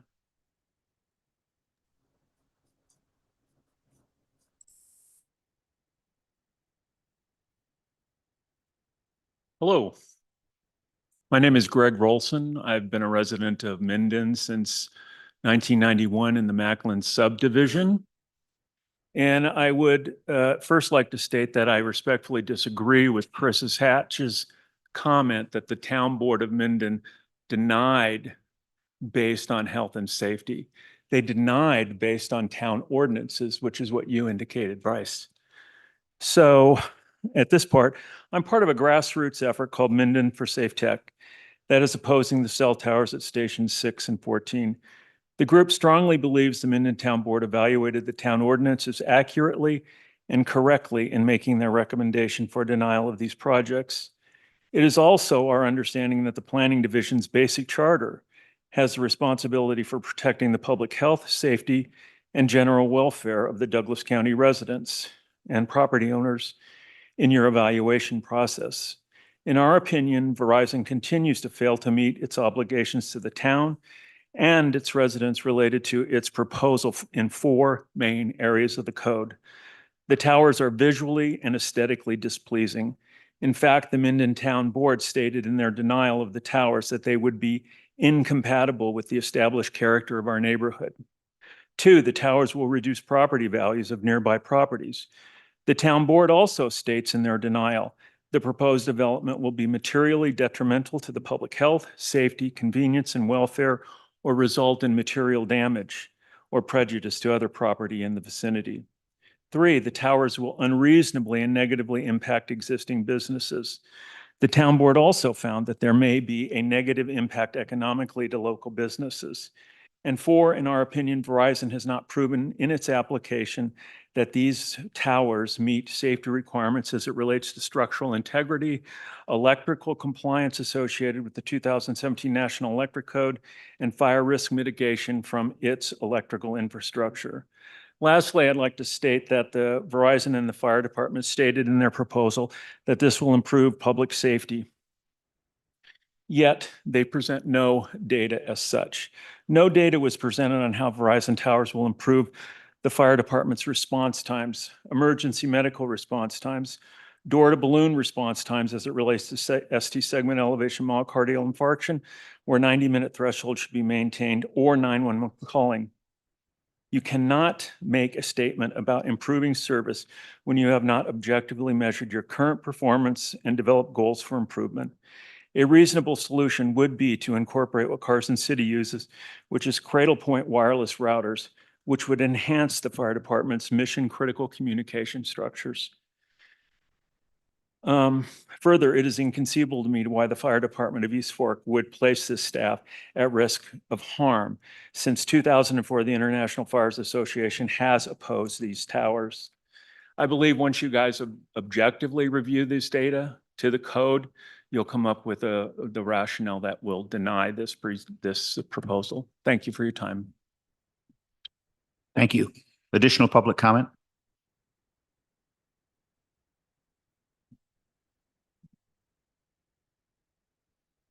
Good afternoon. My name is Maria Hartman. I've been a resident of Minden for 25 years. My business, Ali and Friends Daycare, and my home are both located on County Road, only a few feet away from Fire Station number 14, where Verizon intends to bring in a cell tower. My school provides childcare and education to 105 families with children between the ages of 12 months and 5 years old in a beautiful building specifically constructed to be a daycare. From our backyard, our children and teachers now have a gorgeous view of our mountains. It is heartbreaking to think that it could be completely blocked by this gigantic tower if it goes in. I'm not an expert on cell towers. I work with children and families, and I know parents really well. They want to know their children are safe while they are at work, and that is what we do at our school. We keep children safe and offer parents peace of mind, but I am afraid if this tower is approved, I will not be able to provide a safe place for them anymore. As you know, winds are extremely high in our area. If this tower is knocked down by the wind, what if the tower catches fire? All the debris and fumes will fall directly onto our school, giving us no time to take the children to a safe place. Murphy's Law, as most of you will know, says, if anything can go wrong, it will, and at the worst possible time, in the worst possible way. Are you willing to expose our children to these dangers? Parents have clearly stated that if this project is approved, they will pull their children from our school. Our employees have also confirmed they will leave. Our business will then have to close. You know the financial benefits this tower will bring to the fire station and Verizon. But do you know the financial damage this tower will cause to my business? And the 5,000 feet building will remain vacant as long as there is a tower right next to it. Are you aware of the fact that 20 teachers will lose their job and lose the income that provides for their families? And what about the 220 parents that will lose their childcare? 3 years ago, I bought my dream home. It is located less than a block from fire station number 14. If this tower is approved, the value of my home will be considerably reduced. I would have never bought this house if I had known a tower could be placed so close to it. Placing a tower on 69 County Road will cause our community tremendous financial damage and stress. And I'm confident that the Planning Commission will put our children and families first and deny this application. Thank you. Thank you. Additional public comment.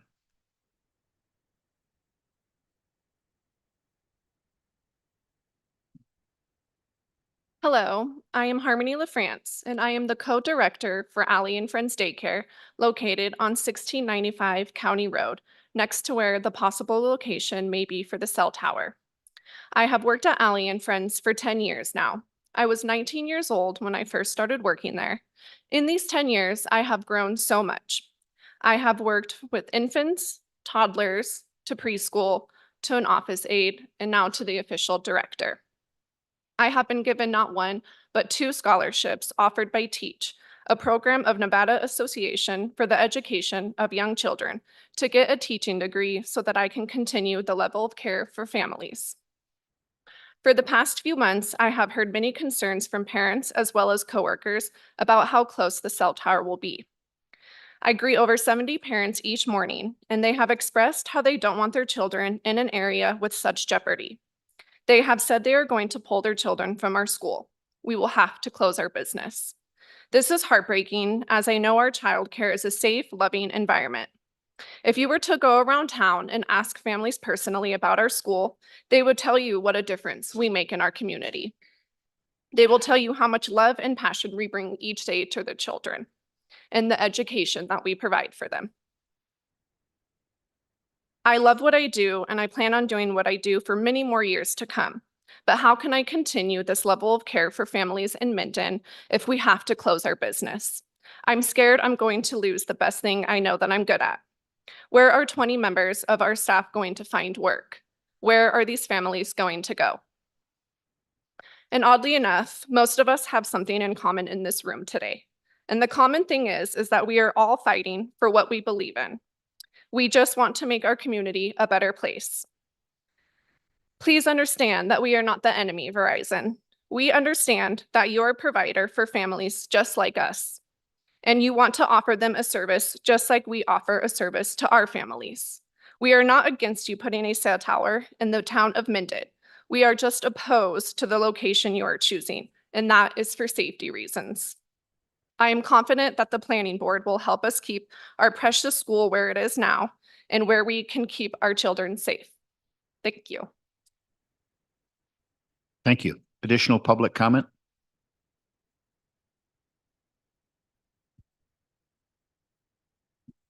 Good afternoon. My name is Bill Cerrito. I'm a licensed engineering contractor and a contractor for Department of Homeland Security under FEMA.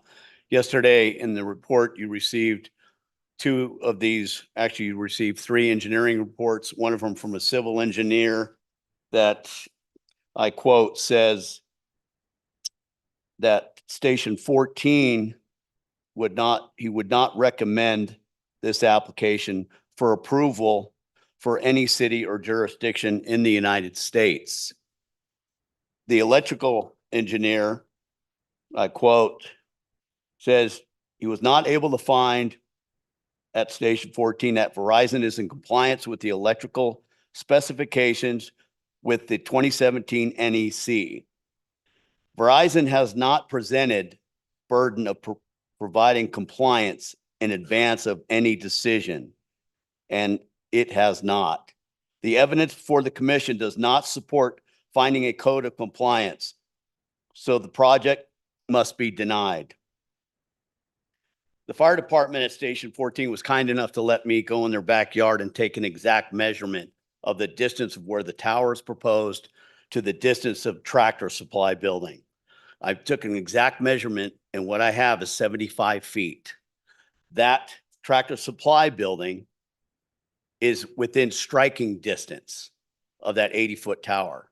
Not only that, there's a 2-inch gas main that's offset off the building, which makes it 2 feet closer. How the fire department never saw this or noticed it is beyond me. Regarding safety, the children at the daycare, the dance school, the swim center, and Douglas High School will have to develop new evacuation plans due to their close proximity to the hazards the tower presents. And I'm not sure if they can do that. These towers are not safe. They're aesthetically displeasing, which is a code compliance. Verizon can't fix that.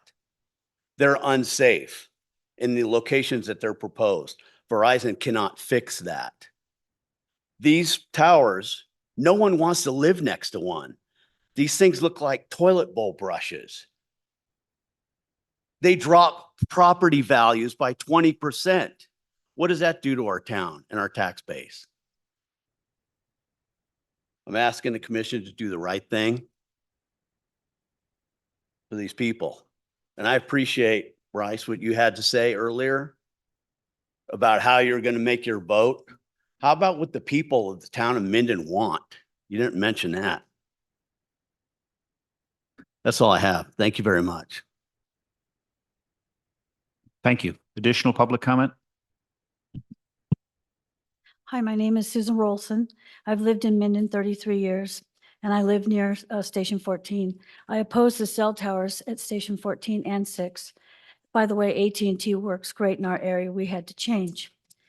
To what they were saying, Verizon, we have the ability to mitigate our cell phones and our Wi-Fi. So, you can't compare our apples and oranges. With the tower over our head, we can't mitigate that. We cannot do anything about it. I'm going to remind you that in 2021, the FCC was sued in the Court of Appeals. There was 11,000 pages of health information against and stating that RF radiation is dangerous from all over the world. And the FCC ignored that. They are still under judgment. They have not prepared an adequate safety report still to this day. And I'm going to say another thing. Still to this day, there is no safety test done on children. None. None. As to the service gap area, I studied one of the maps that Verizon turned in. It had 3 different readings, -85, -95, and a -105 DPM. The -85 was excellent service, -95 is good to average, and 105 is average. The lower the number, the better. A 120 signal negative has dropped calls. A -130 is no signal. I did not see these numbers on the map. It looks like to our group that this 80-foot tower is overkill. Verizon has not shown yet the signal strength is as bad as they proclaim. Verizon represents to the county that it lacks coverage in certain spots, but it is simultaneously telling the FCC it has adequate coverage.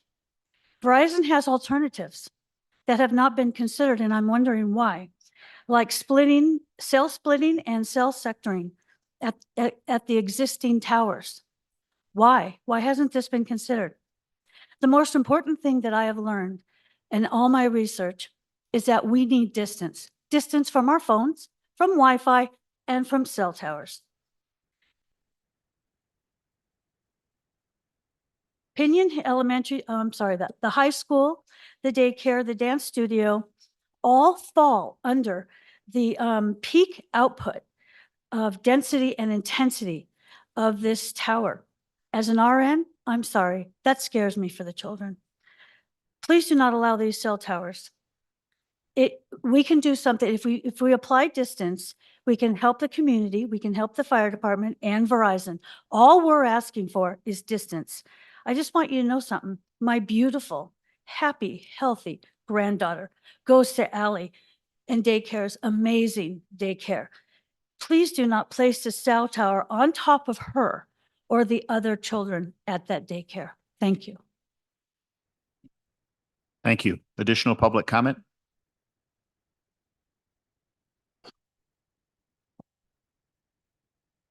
Hi, my name is Katrina French, and I'm representing a small grassroots group called Minden for Safe Technology. Somebody's got to do it. I've lived here for 40 years, seen a lot of changes. We own 2 properties, one out off of Stephanie and one in the Mackland area. Both properties are within close proximity to the 5G tower that's being proposed. I'm concerned about the property value, as I am concerned about the fire hazards off of Station 6 with all that sagebrush around, and Pinion Elementary School right across from where the tower is supposed to be built. Pollution. Verizon's definition of pollution: the discharge, dispersal, seepage, migration, or solids, liquids, gaseous or thermal irritant or contaminant, including smoke, vapor, soot, fumes, acid, alkalines.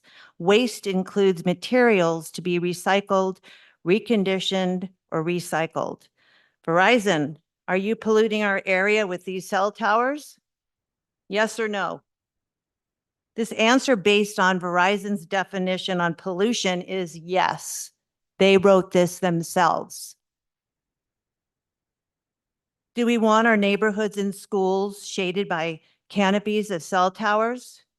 Cell tower hazard includes pole overloading and resulting fire and electrocution hazards when poles topple due to high winds, earthquakes, and explosive and toxic chemicals hazard from backup batteries.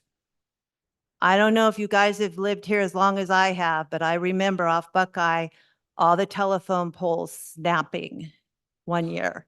And we have such heavy, high winds that we've seen trees snap as well. One year we held down our greenhouse with bungee cords. My husband said, let it go, let it go. Insurance will cover it. I held on to that greenhouse like my life depended on it, because I had collected frogs over at Windhaven to bring to my greenhouse to eat the bad bugs because we don't spray pesticides. I have an organic garden. I believe in health and wellness, and I work hard to keep that. We are all concerned about the safety because of the strong winds and fire dangers. I asked for an independent study for the gap in coverage, which supposedly Verizon has done. We need an independent study. We are not looking to fatten our pockets, but Verizon is. So I ask you, please do not pass this through. Your residents in Minden and out in Johnson Lane are depending on you to make a wise decision. For the residents that have lived here, our lot was dirt. My husband built our Ma'am, house 40 years ago. Ma'am, your time has expired. Oh, okay. Thank you. you. I'm sorry. Thank you. No comments from the audience. You can approach if you haven't already spoken before. We're continuing with public comment. Casey Rogers for the record. I'm also a resident of Minden, Douglas County. I'm a part of the Minden for Safe Technology, and I'm opposed to the towers at 1699 County Road Station 14, as well as 1450 Stephanie Way Station 6. These towers will be visually obtrusive and aesthetically displeasing. And as we've mentioned many times, they look like toilet bowl brushes. I sit on my front porch in the morning. I sit on my front porch in the evening. The Carson Range mountains that I look out and view every day will be obstructed by this cell tower, this 80-foot cell tower. It faces those mountains and it faces the fire station directly. It's 2 streets away from my home. It's across from Pinion Hills Elementary. I'm opposed to it because of all the reasons stated prior. I don't need to beat a dead horse, but I'm just going to beat it with that. They've already said it. That's all I'm going to say, except for one final thing. Chris Hatch had mentioned that federal law does not support cell towers not being able to provide coverage. But guess what? Because of the gaps. But other carriers have already covered those gaps. Take care. Have a great day. Thank you. Additional public comment? Hi, my name's Rhiannon Camper, and I'm part of the Minden for Safe Technology group. And I just want to say that I oppose this tower at station 14, this one that we're talking about right now. Or is it 6? Well, I oppose both towers. And I just want to agree with everything that my group said before me. And I'm just wondering, I know that your job here today is to just go over the design review and to approve that. So who is here to protect the community from the health and safety? I'm just wondering, because if your job is only to approve things, but yet they don't follow code, because we do have codes in our town that do state that it has to be safe for our community. I'm just wondering who's supposed to protect us. So I hope that you deny it. I'm Allie and Friends. The owner is a friend of mine, and I know that she has a great business that provides great service for our community, 105 families. And I think that it should be considered that she's been here for a long time. She's a big part of our community, and I don't want to see her lose her business. So thank you. Thank you. Additional public comment? Hello, my name is Jackie Tappan. I'm a full-time working mom, and it's really hard to be away from your child for 40+ hours a day. I was very lucky to secure a spot at Allie and Friends. There's a very long wait list. My daughter Lila got in at 1.5 years old, and she'll be there through 2027 when she starts school. I have no opposition to technology. So I have a master's degree in engineering from MIT. I'm an engineer at Bentley, Nevada. I promote technology. I use it every day. I'm just questioning the particular location of this cell tower. There are a lot of areas, as we know, open spaces that we all love. In Nevada, that's part of why we love living here.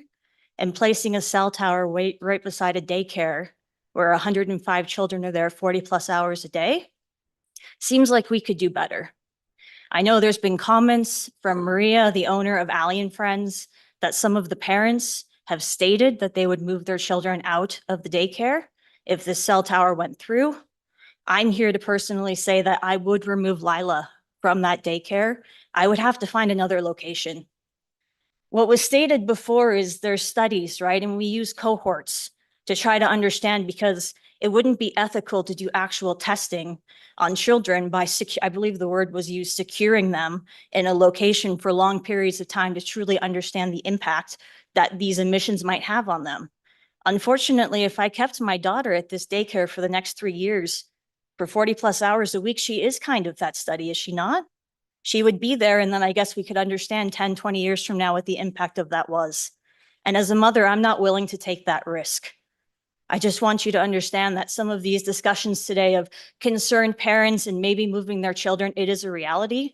And I just wanted you to know from a parent that has a child at the daycare. So thank you. Thank you. Additional public comment?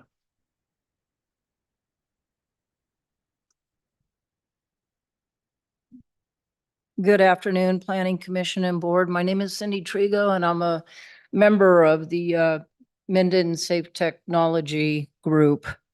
If you haven't visited Verizon's updated new generation towers patents, I would suggest you do that. There was one that was approved February 16th of 2021, and there is carcinogen, isotopical radiated power, and of course the RF concerns. So I would just ask that you do go and review that patent. For that, you'll probably find some good information. I also echo the comments made by our team members. We are confident, however, in the commission's ability to interpret these ordinances appropriately and deny these applications. We are instilling trust that you will find all factors, will weigh all factors carefully and make decisions that aligns with the best interest of the town of Minden and its residents and businesses in accordance with the established ordinances and your master plan, which I read in its entirety. We want to thank you for your time and consideration. And also, I would like to say, these are voices that are in your packet today that are not here because they're working people, but these are people that oppose this tower. And these are the voices of the silent majority in the town of Minden. This is just from one business, these signatures. Thank you for your time. Thank you. Additional public comment?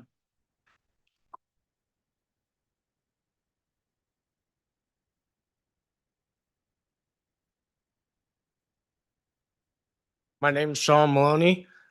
I have one daughter and Allie and friends, and I have another one going in about 3 months. I don't understand why the tower has to go there to help support the high school and the fire department.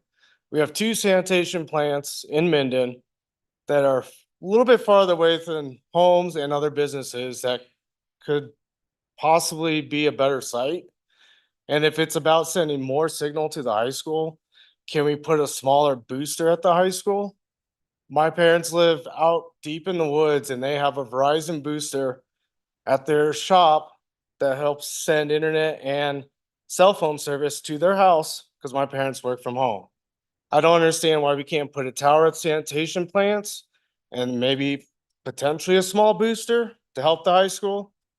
And for radio frequencies for the fire departments, it can't be that hard to run a wire across town, just like you guys did with fiber through downtown 395 through Gardnerville and Minden, just to boost everything. I don't understand why that location has to be the actual spot. There has to be another way, I think. Thank you. Thank you. Is there additional public comment here in the meeting room? Seeing none, Colleen, if you are monitoring the Zoom comments, could you let us know if we have individuals on Zoom who would like to speak on this issue? Thank you, Chairman Mulder. Yes, I have W. Scott McCullough that has raised his hand. I'm going to move him into the room now. Thank you. If you would just state your name, we can't see you on this process we're using with Zoom. If you would please state your name for the record, then you'll have 3 minutes. Thank you very much. My name is Scott McCullough. I'm the author of the 2 filings, one that we made, one last night and then this morning. I'd like to very quickly go through a couple of points. I want to start off by agreeing with your legal counsel on a very important thing. We agree that federal law does not allow you to deny these sites based on concerns about the health or environmental effects of electromagnetic radiation to the extent that they are compliant with the FCC rules. We agree. Now, we don't think that they have made that showing, but yeah, we agree. And we're asking you, don't decide no because of fear that emissions within FCC limits are going to hurt people. People have legitimate concerns about that. I indeed was the lawyer that argued the case to the DC Circuit from the 2019 FCC decision that one of the Verizon representatives mentioned, where they sort of changed their standards. And that court sent the case back to the FCC to study a lot of things, including impact on children. But that's not why we're here today. We don't think Verizon has proven that its exposure levels will comply. And that's what I think everybody needs to focus on. So I'll turn to that. I heard some of the criticism of what we said, and frankly, I think they're misconstruing what our argument was. Yes, we did speak about that one point, that 76 feet, And we did mention that's not a ground level measurement. That is the center point, the center radius. What the problem is one cannot independently replicate the findings about the ground level exposures. We have models. We know how to run models.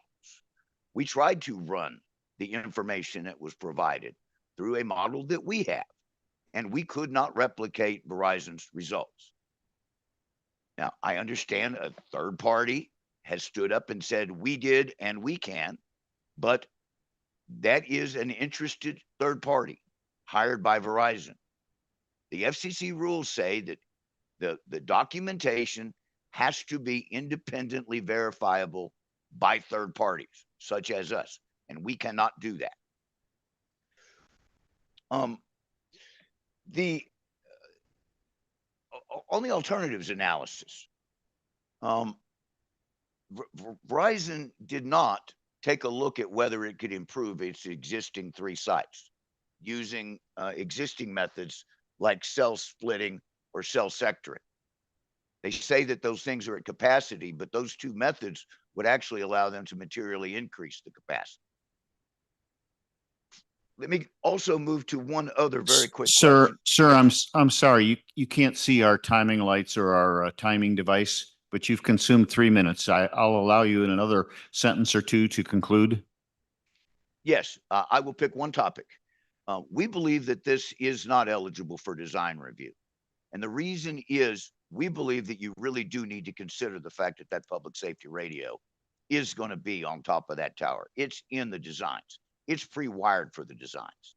That means it is not eligible for design review. Even if you do a design review, Sir, I'm sorry. You've gone considerably over. Thank you very much. Thank We you. appreciate your comments. Colleen, anyone else on Zoom who would like to make public comment? Thank you, Chairman Walder. No, that was the only one. Thank you, Colleen. Then I'll close public comment and we'll come back to the Planning Commission. Mr. Echegoyen, are you in the hallway?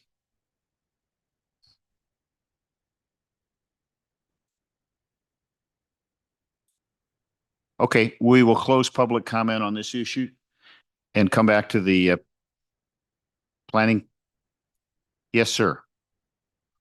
And I'm on the East Fork Paramedic Board of Directors, Fire and Paramedic Board. And I think our comments were read into the record at the very beginning of your hearing. Appreciate your time, your public service. Obviously, I am not a scientist, but for many years, 35 years ago, I did sit where you sit today. And we're a nation of laws. And you have to look at, I think, what the state law, federal law, and what your county code says. And I was a part of writing the master plan in Douglas County some 30 years ago. And at that time, we got the national award for the best master plan in the United States. Again, I'm not familiar with today's code, what you're working under, but at our board meeting, we voted unanimously in favor of this because we thought it met all the conditions that would meet county code and other things, other layers of requirements. And we still believe that today. But I hope you'll consider that. And I'm not here speaking on behalf of the board. I am one board member of 5. And again, appreciate your public service and your time. And I apologize for coming in late. Thank you. I will then close public comment and we'll come back to the Planning Commission members. Now would be the appropriate time if members of the Planning Commission have comments or questions that they would like to address to staff or the applicant. Dave, you had your hand up. Go ahead. Yeah, I'm going to bloviate a little bit here as I can. I was born in 1945 before the end of the war, so I'm a member of the silent generation. But I grew up with a lot of baby boomers during that period. And I'm a child of the 60s, so to speak. And going to our gentleman there with the American flag on his chest. Don't trust the government. Absolutely. Now, that's just one point, but the reality is that we're here trying to decide something that is really affecting a lot of people in our county. And I think the first thing we should do as Planning Commission is do no harm. That is the, people that are in medicine, that's their code. And I think it's my code too, is do no harm. And I mention that because I've been a realtor for over 50 years in California and Nevada. And this tower will affect this area. And finding B on our list says the proposed development is compatible with and preserves the character and integrity of adjacent development and neighborhoods and includes improvements or modifications either on site or within the public right-of-way to mitigate development-related adverse impacts. No modification of adverse impacts has been presented at all. I don't think findings B can be met, especially when you consider a business that is next to this that may lose half of their customers, or the value of the homes in this area. As a realtor, when I know there's a tower in an area, I am, by my code of ethics, required to tell that buyer that there is a tower in the radius of this house that you're looking at. I can't not tell them that under my code of ethics. Okay? So when I sit here today and look at this and look at findings B, I have to vote no on this request. Thank you. Thank you, Dave. Other comments that planning commissioners want to make at this point, or questions that they have of staff or the applicant? Bryce. Thank you, Mr. Chairman. First and foremost, I want to thank staff. As Chairman Walder said earlier, with respect to the noticing, this is clearly a sensitive issue, and it was important to go beyond the noticing requirements. It was important to you as staff to say, we're not going to make this decision as staff when we have the ability to put it before the Planning Commission. We thank you for putting that burden on us. But that's what we're here. That's what we're here for. But I think it's important that we get public input, and I appreciate all of you for being here. This is a tough one, and what many folks in the public and the citizens of Douglas County may not understand is how much time we spend reviewing hundreds and hundreds of pages of documents. Well, I was going to say most of us have full-time jobs, but I think I'm the only one here that does. But we all of us take a lot of time to make sure that we understand, and many times the decisions aren't made until the very end because we want to hear the input from the public, and ask questions and that. So I never come to one of these meetings with my mind made up. I come here with information and I try to ask questions. That being said, I would agree with my colleague, Mr. Nelson, that the biggest challenge for me is that I don't believe that this is compatible with and preserves the character and integrity of the adjacent development and neighborhoods. And I am not aware of whether it will have an adverse effect on those neighborhoods or on this particular neighborhood. And as a result, I will not be supporting the design review. Thank you, Bryce. Other questions or comments? When we do reach a final decision, I'll ask for a motion, and then people who, again, as Bryce and Dave mentioned, the findings are on page 50 to 53 that must be found to be met for approval. So I would ask for people to make individual comments if they cannot approve those findings. But now is the time for further questions or comments. Lori? Thank you. I do have a question for the applicant. I understand that the code requires the monopole design. I don't know that it actually addresses the design of the antenna array. Is it possible to do a flush-mounted antenna array on this pole and possibly a flagpole design or something of that nature? the specific terminology used is monopole, which is industry standard for a steel apparatus that allows antennas to be added onto the outside of it. The stealth flagpole or smokestack sites are specifically screening requirements and typically need to be about 5 feet to 6 feet wide in order to hold the modern antennas that are used inside. There'd be radios, a number of apparatus that are all inside of there. So in order to meet a 4-foot maximum diameter, a properly engineered, we did supply documentation showing that, monopole tower that matches the same design you'll see on the horizon around town, across from the fire department, the T-Mobile tower, multiple towers around here. The monopole tower doesn't allow for screening because there's just too much equipment at the top to do that. It would not be able to hold all the equipment. I'm disappointed that that's the case, because I do feel like this is an incredibly prominent location in the community. It's the entrance to Minden. This tower, by your own visual assessments, is going to be highly visible coming into town.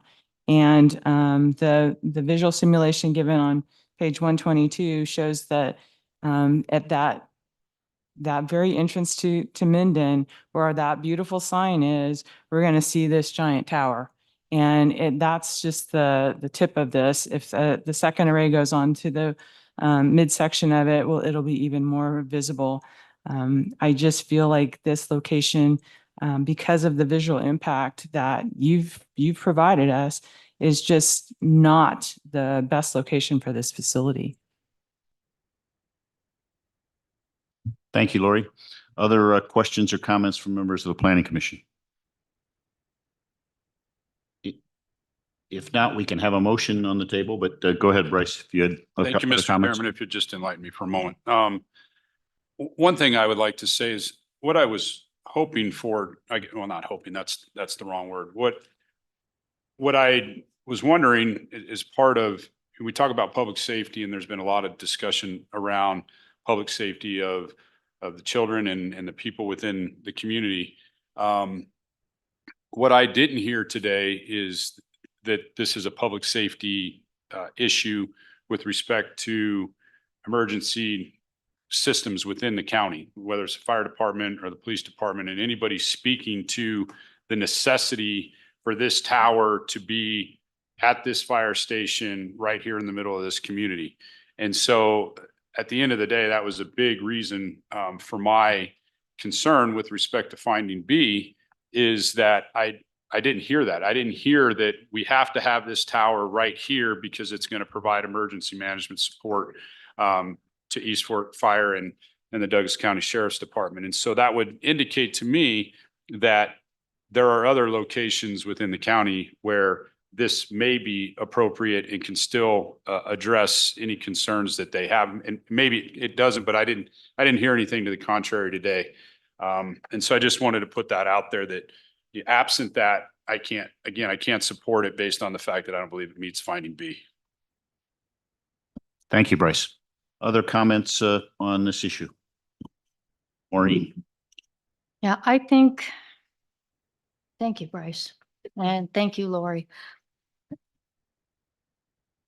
I've been going back and forth and back and forth and back and forth. I like the location. I think that filling the gap is a very, very needed thing. Because I know in my subdivision, there are a lot of elderly. These are people who've lived there for 30 years. And we have 911 coming in constantly. So the gap is very important because there's no cell service. However, Lori makes a point. That's the entrance to the city. And Tom's saying, well, we have code and this is what code says. So we can't really condition it to make it look better. Having a tree there, or a fake tree there, would look really dumb. You know, honestly, that would look horrible. And then in order to put a water tower there that looks like the one you were going to put in Genoa, which I thought looked great, to have the base, the structure would interfere with East Fork. And that's a shame because I think the if it had the town of Minden and the Minden logo there, that would look wonderful and that'd be a nice entrance. So it's back and forth, back and forth, back and forth. The fact that this was basically started by Douglas County Economic Development and the schools and the FCC weighed heavily on me. I thought that was very important. And that this is zoned public facilities, it meets all the findings and it complies with the code. That's very important. The emotions, those are strong. The daycare center that she says, well, I'm going to be put out of business and people are going to leave. Well, the first time she came to us, she said, I have 105 kids, but I have 200 families on my waiting list. Well, if you lose 20 kids, you have room for all those people on the waiting list. So that doesn't sway me all that much. However, if she loses half her teachers, that is important. So, back and forth, back and forth, back and forth. So I guess at the end of the day, it is the entrance to our city. And that's very important.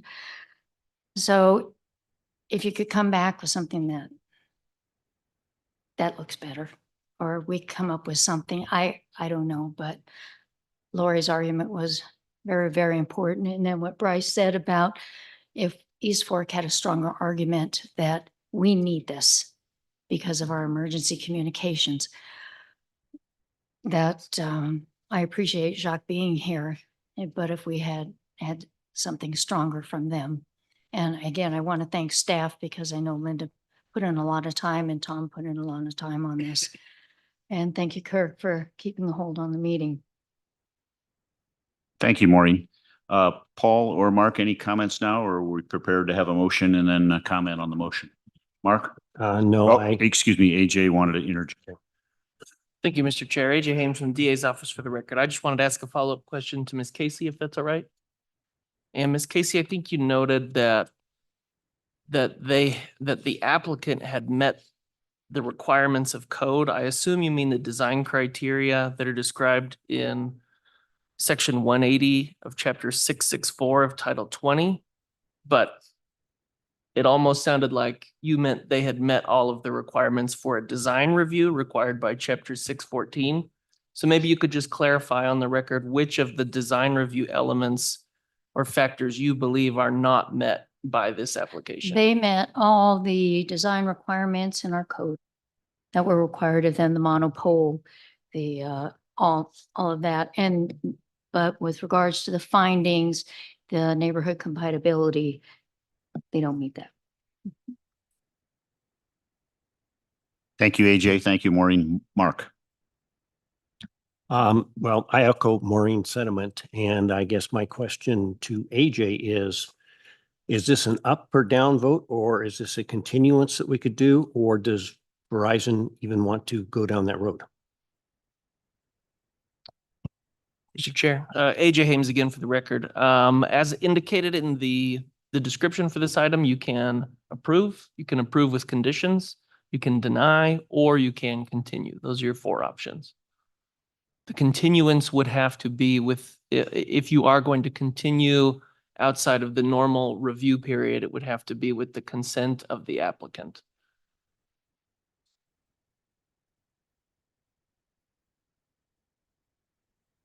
Bryce?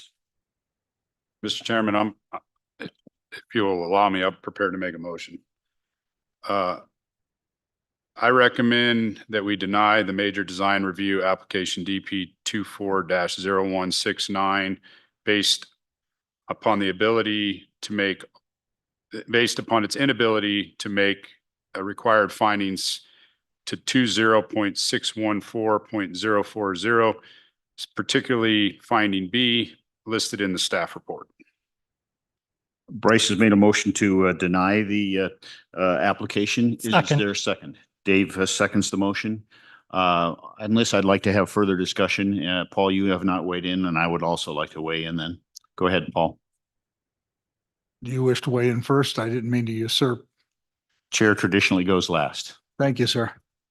I wanted to make a specific comment that My opinion is also that the tower is inappropriately placed under item B. The condition B requires compatibility with the neighborhood, and based upon the pictures that have been, and they were accurate, simulated, it would in fact be incompatible with the neighborhood as a gateway to Minden. However, I make those comments specifically as to B, and I need to make comments as to condition H.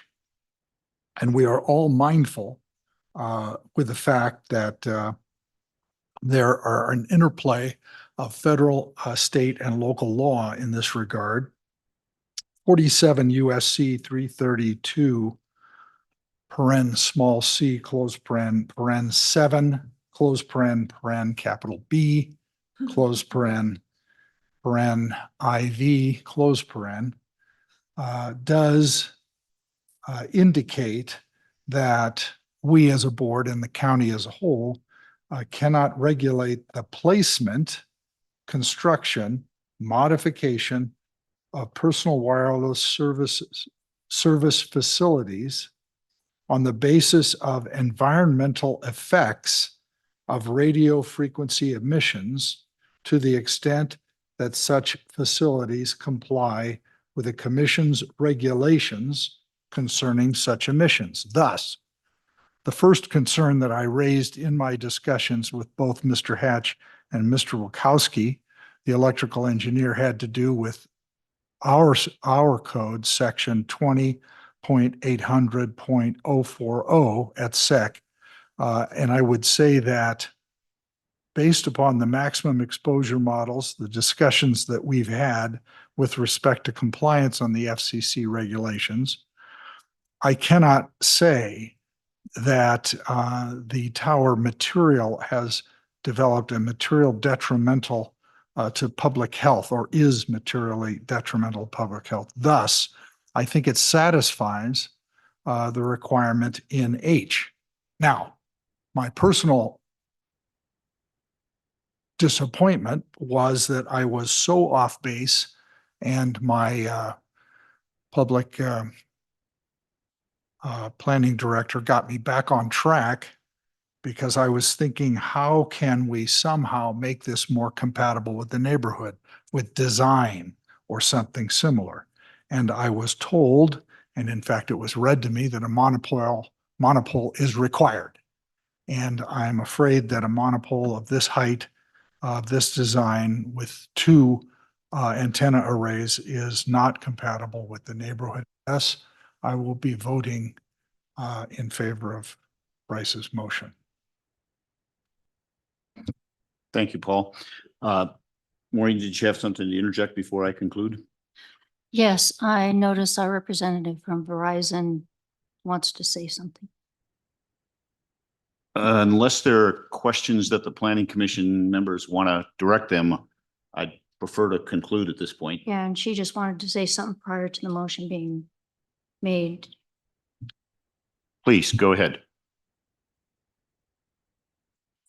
Thank you so much. Yvonne Pinto, Municipal Engagement. As was mentioned, you can deny, continue, approve. We would ask that you continue this to allow us to just discuss further with planning on a potential design change, if possible. This is the single best location for this placement. And some other things that were brought up, such as the safety to the area, that East Fork Fire hadn't quite brought forward the case. I do know that I met with Larry Goss, and right now they're in partnership with Washoe County for what's called a perimeter evacuation system. And what that requires is cell coverage. And as fires happen in these mountains, what they can do is the people who have their various cell phones, whether they're on vacation, whether they're residents, they will get an evacuation notice with basically an outline of where they're supposed to avoid, because there's fires in the areas. But right now, Douglas County can't participate because of the gaps in the service. And so East Fork Fire is desperately looking to join Washoe County in that. In fact, Washoe County has approached Verizon, AT&T, and T-Mobile in seeking to put their communication equipment, much like the East Fork Fire Department has, in putting their equipment on our structures because they don't have the budget to build the facilities. And we do. So this is the type of partnership within the communities we're looking to engage with. So if we could work with planning where there might be a granting of a design change, we would welcome a continuance. The other person, your Douglas County Emergency Manager, Brent Finster, actually wrote in support of this project. As part of the public record, that he said that it would improve the gaps in services and the existing LMR service. So it isn't just East Fork Fire. It isn't just the Sheriff's Department. It's also your own county emergency communications manager that's supporting this project. And lastly, I know we've talked about the EME. We are in compliance. I urge you to read the Environmental Health Trust versus FCC decision, not a website version, but actually read the decision. You'll find some interesting dialogue in that case. I'm an attorney. I won't even pretend to tell you how I read it. I would like you to read it yourself. There's no need to Yeah. comment on so- that because I've so, indicated yeah. to you that I think you have satisfied Yeah. that condition. Condition H, you have satisfied. Okay. But those are the things we would entertain a continuance. If the planning department is willing to work with us, we're willing to work with them. We want to service these gaps. I've heard from community members who have, even Mrs. Rolson, who opposes the project, admits in her written statement and her verbal statement today, she was a longtime Verizon customer. But when she moved to this area, she had to change service because she couldn't get reception. So those are the types of things we're trying to avoid prohibition of service to this area. We're trying to establish a redundancy so you have more than one carrier, so that you have the safety covered for this area. And that's why we would ask for continuance. Thank you. Thank you. Dave, go ahead. Go ahead. Yeah, just to answer you on that, we're really talking about location, location, location, the three main words in real estate. And in doing so, that doesn't change findings B, which you have not met. And I don't see you meeting it, so I don't know why we would continue this. Thank. No, I don't want to have too much more back and forth. Thank you. Thank you. You've had ample time for your comments and we appreciate that. Thank you, Dave. I have not weighed in on this and I would like to take a minute or two to talk about my view of the proposal and where we're at. And then AJ, if you could assist me, I would like to comment on the procedural situation we're in. First of all, on the merits of the case before us, I am very conflicted. I do appreciate all the public comment. It was very meaningful, very heartfelt, and very helpful. But I think in this particular case, we have a fundamental conflict in several ways. We have a fundamental conflict between what the county code says in 20.664.180 on the monopole, and then we have a conflict with the design review findings B, which requires someone to mitigate any adverse effect. To me, they are impossible to comply with both. So I mean, obviously, there's many cases where the code conflicts. There's many cases where the code contradicts. And that's a difficult decision we have to make. And then the other portion of it, which I find frustrating, is I used to be in Washington, D.C. and worked for various agencies of the federal government. But in this case, the federal government is telling the municipalities what to do and how to measure their projects. And I think I always tend to believe that the best form of government is the local government. They know best how to make the decisions. But we, Douglas County, cannot tell the FCC and any regulatory or legislative body in Washington, D.C. what to do. Unfortunately, that's the law of the land. So that is another conflict that I wrestle with when I'm coming to a conclusion on a matter like this. So I would tend to say that the applicant has met the findings, as frustrating as that is, following the letter of the law, and they've done what they can do to provide the best possible option. So those are my comments. That's my position. We are in a situation where a motion has been made to deny. We can go ahead and vote on that motion. If there is a sentiment to take other actions, such as have a continuance, then it would require the maker of the motion and the seconder of the motion to withdraw the motion and a new motion to be made on the table. I would also want to make the members of the Planning Commission and the members of the audience aware that there is a provision of County Code 20.28.020, which is post-decision proceedings. And it outlines what appeals can be made. We are the final decision-making authority in this matter, but it can be appealed to the Board of County Commissioners. So that should be something that people weigh in their decision whether to continue with the motion on the floor and approve it or disapprove it, or to withdraw and take other action. But that's up to the maker of the motion and the seconder of the motion at this point. So AJ, did I get the process situation correct? AJ Hames from the DA's office. Yeah, the motion has been made, it's been seconded, and so it's now essentially it belongs to the entire body.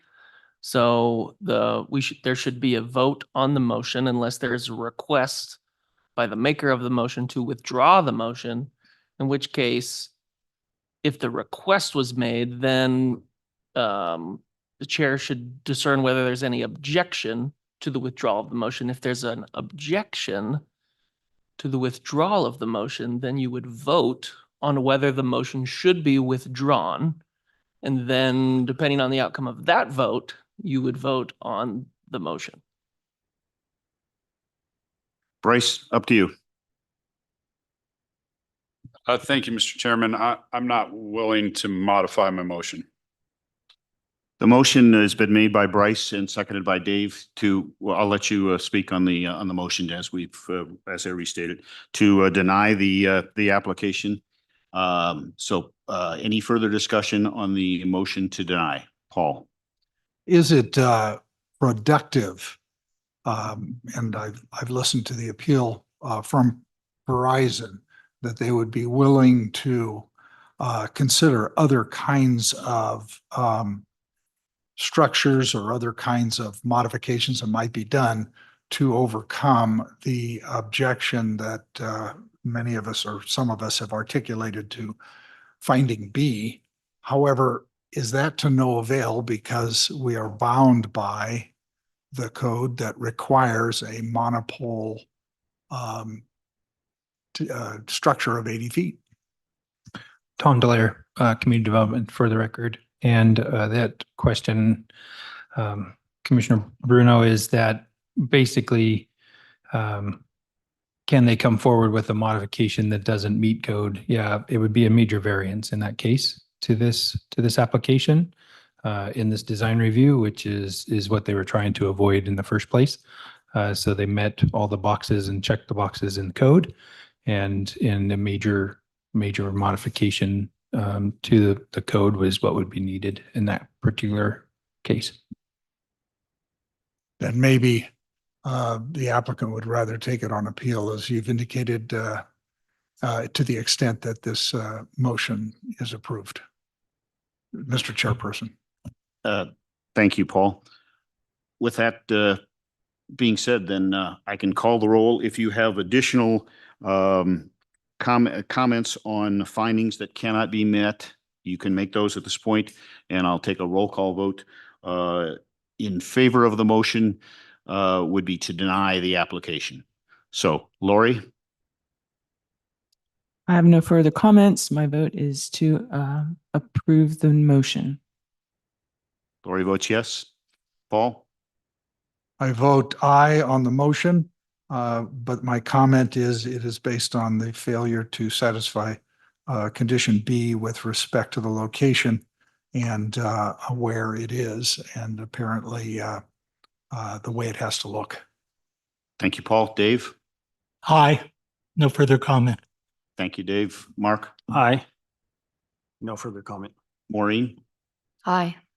Bryce? Aye. And the chair votes no. I believe the findings can be met. So it's 6 votes yay in favor of denial, 1 vote no, and the motion that Bryce made is approved.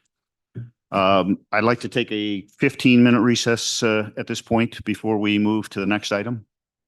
Thank you.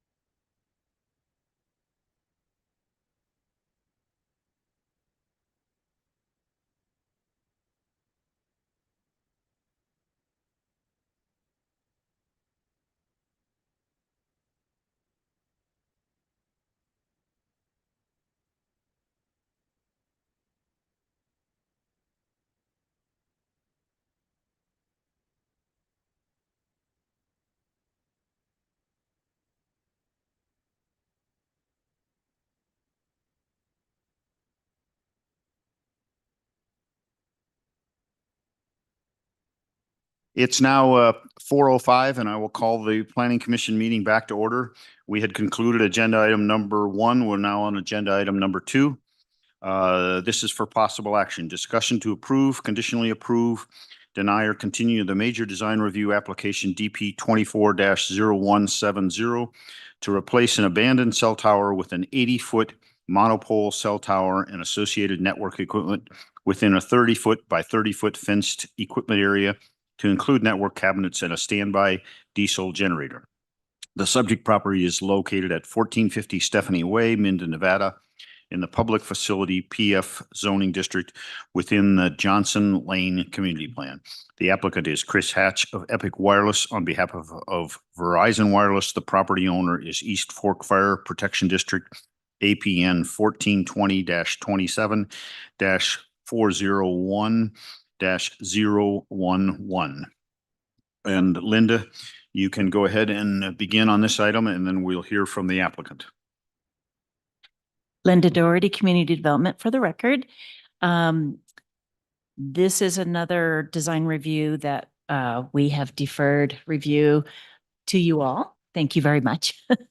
And this location is at 1450 Stephanie Way, known as Fire Station 6. This also received expanded noticing. There were 34 parcels noticed, and it was a 600-foot radius. And so now I will introduce again, Mr. Chris Hatch. And thank you again, Linda. I'd also like to make sure I have some support up here with Yvonne from Verizon, just in case my voice cuts out halfway through. Will say my new prescription's not helping me read my notes and see up there. So I'm just going to stick to my notes this time. Linda, if you have the presentation available. I would like to once again thank the Douglas County Planning Board for hearing the project before you today. This is our Hayborn project at Fire Station 6. For your consideration is a proposed Verizon tower at East Fork Fire Station 6. This project, in coordination with East Fork Fire, is designed to fill a significant gap in coverage and emergency services in the commercial and residential areas in Johnson Lane, around the fire station and nearby school. Again, Chris Hatch with Epic Wireless Group representing the application. Yvonne Pinto, who will be here if I start cutting out, from Municipal Engagement. Maher Zayora to answer any questions about siting of the location at that and the design. Mr. Witowski from OK Solutions is once again here as he has reviewed the materials as a third party to the project. Let's go to the next slide. The application timeline, beginning once again in April of 2022, Douglas County Economic Department, School District, and FCC contacted Verizon regarding network deficiencies within the county with concerns about coverage throughout the county. Verizon radio frequency engineers worked to confirm the different gaps in the area, generated projects based on those. The Verizon team investigated multiple locations within the community, and after narrowing our search to a least intrusive means for development in this area, Fire Station 6 was selected as the best location to fill the gap in coverage, and we began negotiations with the East Fork Fire. During that time, Verizon completed part of the required due diligence with the county to submit a pre-application. We went through the projects in detail, and with guidance from these meetings, we worked with the planning department to complete all of those requirements and make the submittal before you today.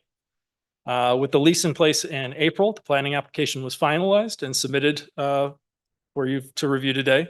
It's identical in form and function to the tower at Station 14, 80-foot monopole, painted tan with antennas at the top.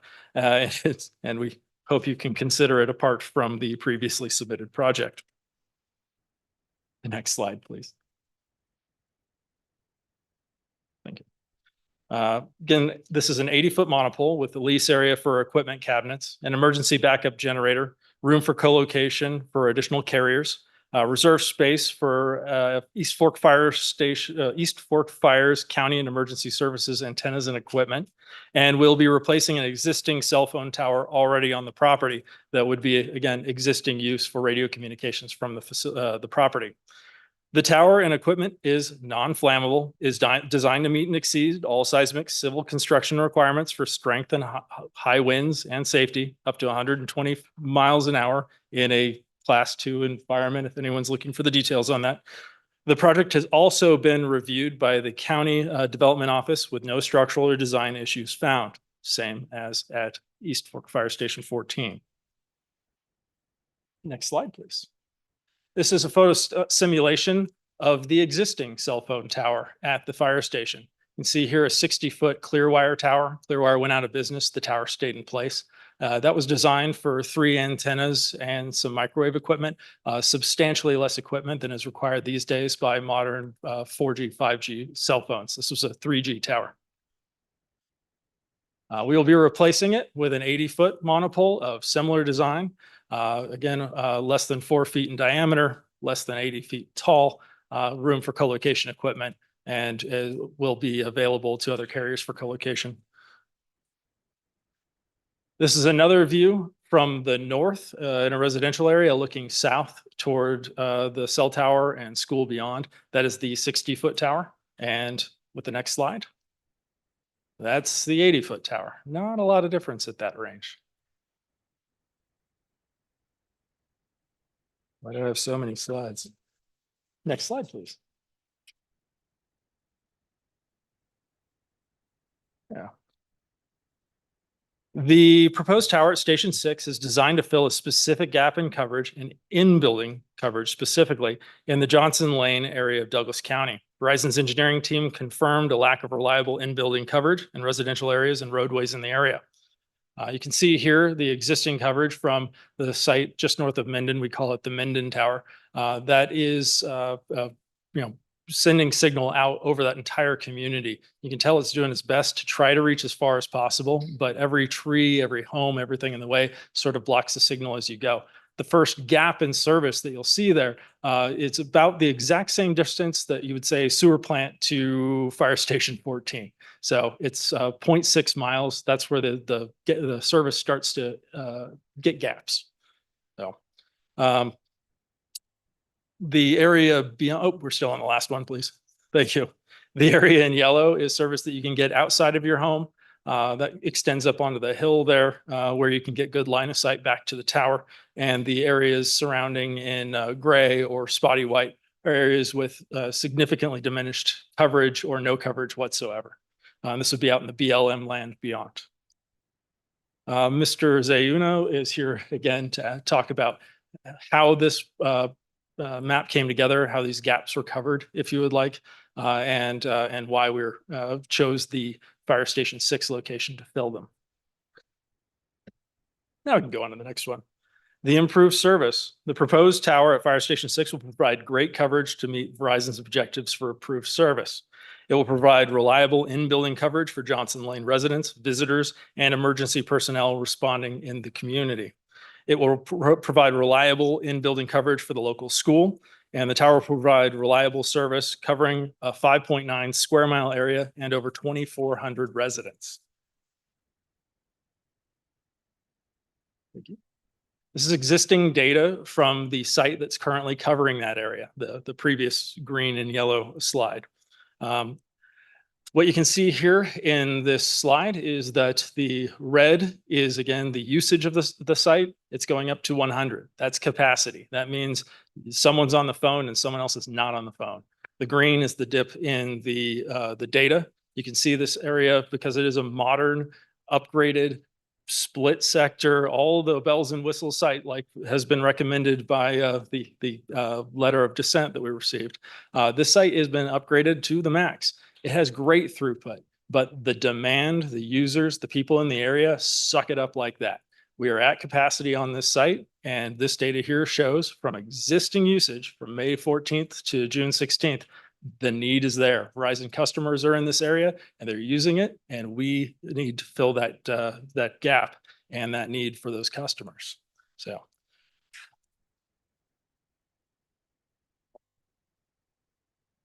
Well. In reviewing the area for expansion of coverage, I found a number of appropriately zoned properties that would support cell tower builds. Planning code requires us to consider existing co-location ahead of any new structure build. So the existing Clearwire tower was singled out as the best location for co-location in the area. Unfortunately, upon reviewing the Clearwire Tower, we found that it was not structurally substantial to meet building code should we move to the next phase in the project. To ensure that, we designed another project. Well, we proposed another project on the property, which would be a replacement of that tower. I then begin work developing a replacement tower project in a clear spot in the back of the property. And you'll notice here, none of the other properties reviewed presented the same opportunity for coverage and added the added benefit of working hand in hand with emergency responders. That would be the gray spots up there. I think the next slide needs to be shown. So there we go.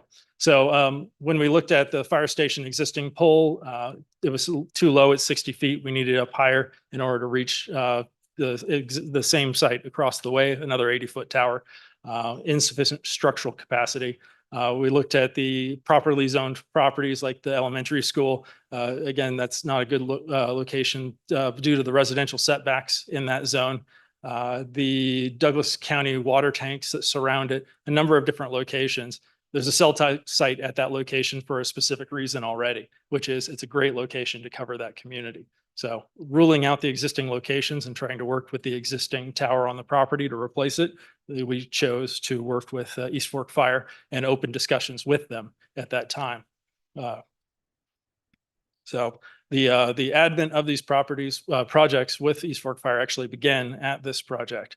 When I reached out to the fire department about replacing the tower, this is where my outreach and discussions with Larry Goss, Assistant Fire Chief, we talked about a lot of synergy that might be able to be created between Verizon for developing the county EMS systems, their own radio networks, developing emergency backup power, a number of different options that might benefit the fire department, as well as help develop Verizon's emergency services, 911 and data coverage in the area. This was a no-brainer for us. The fire department was on board, and they had a number of different locations that also met our needs. So with this, we kicked off these projects in Douglas County with the full support of the fire department.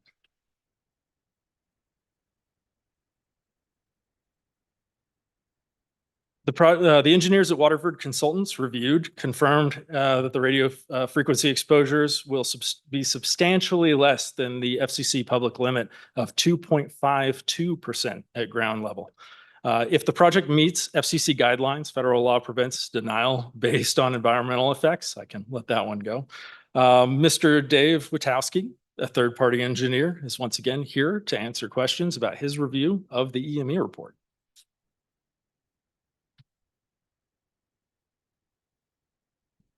Thank you, Chair and Commissioners. David Witkowski, Oku Solutions for the record.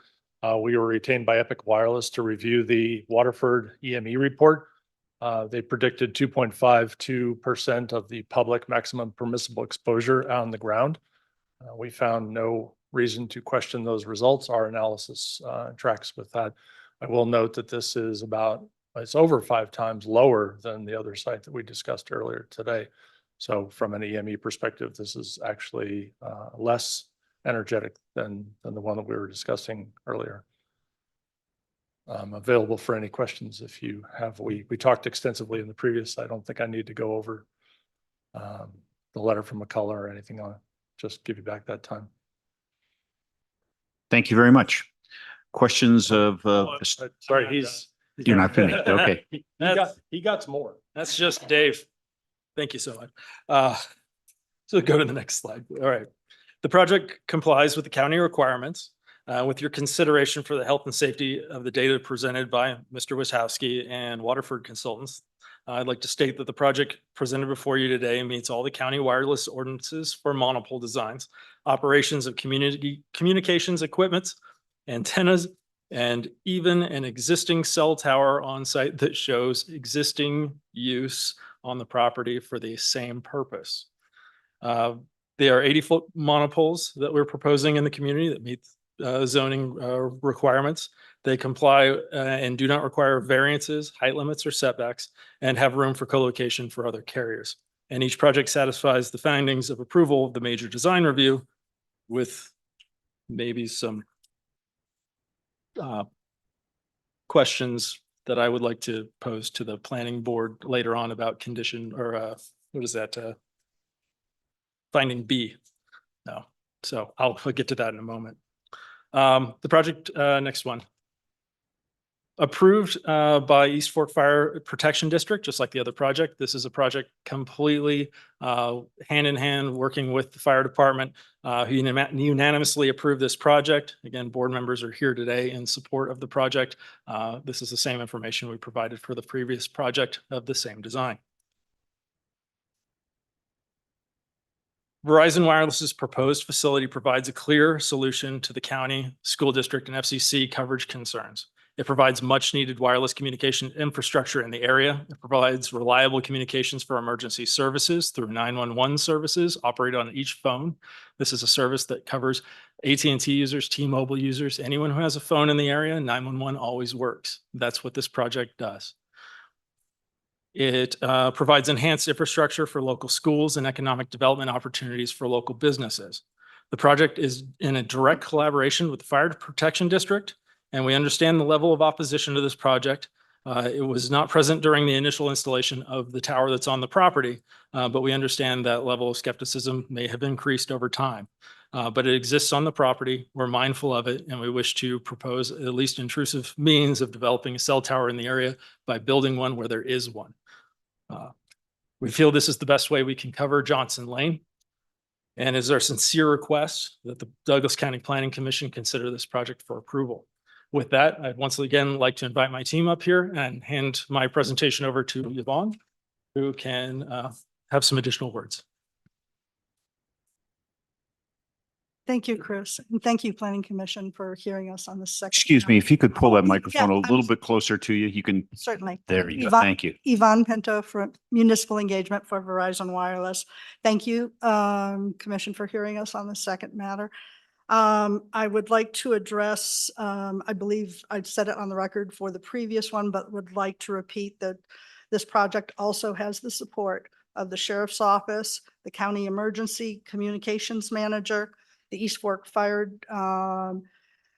District, not only their board members, but also their firefighters. I believe in your packet, I read through the entire packet, all the opposition, all the support. There are a couple of firefighters who have actually put forward their support, saying they are not representing the fire district. They want safer communication and the gaps filled in the area. Again, there are two systems identified, one by Mr. Fenster, Mr. Brent Fenster of the Douglas County Emergency Communications, where he has said that there's gaps in service that need to be filled, plus the LMR system will be supported by that. There is also the newest technology that the counties in Nevada in this area, Washoe County, to give you a little more information, Washoe County got some grant money. And that perimeter evacuation route that relies on cell service, adequate cell service in the area, so that residents, people traveling through, can identify evacuation areas and where to go from. Washoe County got the grant money, brought in the other counties in the area.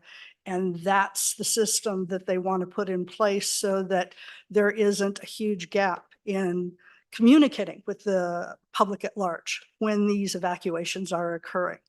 So that it can be uniform across the board. We're looking for redundancy with multiple carriers in the area, not just one or two. That's usually the gold standard when you're talking about safety for an area. When one system goes down, another one fills in. The McCullough letter that came in, I don't know how much we want to go into that, except we received it about 24 hours, a little less than 24 hours ago. The visual impact is not going to be the same as the project prior to this. There is no entrance to a city. It's replacing an existing cell site, a tower that's already on the property. So the visual impact will only change in that it will be a better system that can support co-location where the existing one couldn't, even if you tried. As Chris mentioned that it can only hold 3G, and most of the carriers have gone away from 3G at this point. The design guidelines do meet the code requirements for the monopole. The property values, that's one of those things. I know they mentioned it in their letter, but it's not subject to the code's wireless facility standards and not a part of the design review. Proximity to homes and businesses.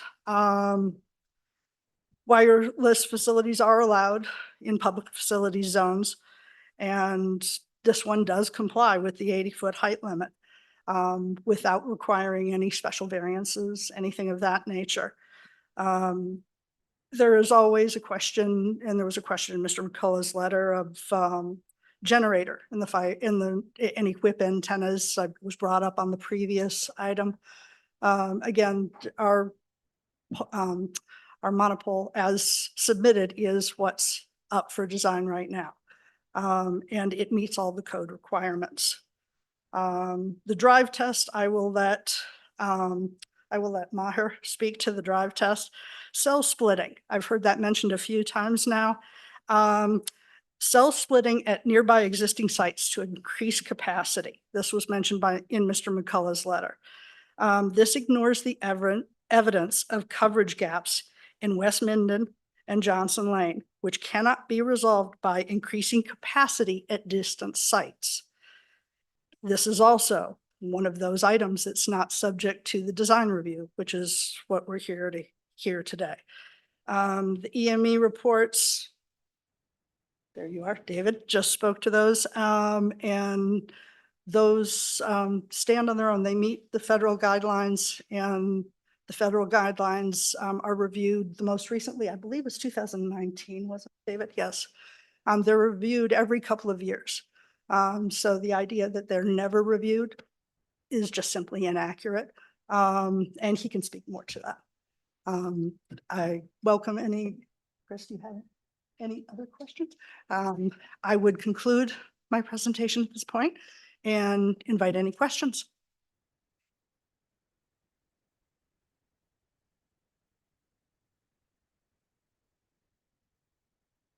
Did you want to make other comments at this point or wait for our questions? I think I would like to address them in your questions. So, Okay. thank you. Members of the Planning Commission, questions for the applicant or for staff?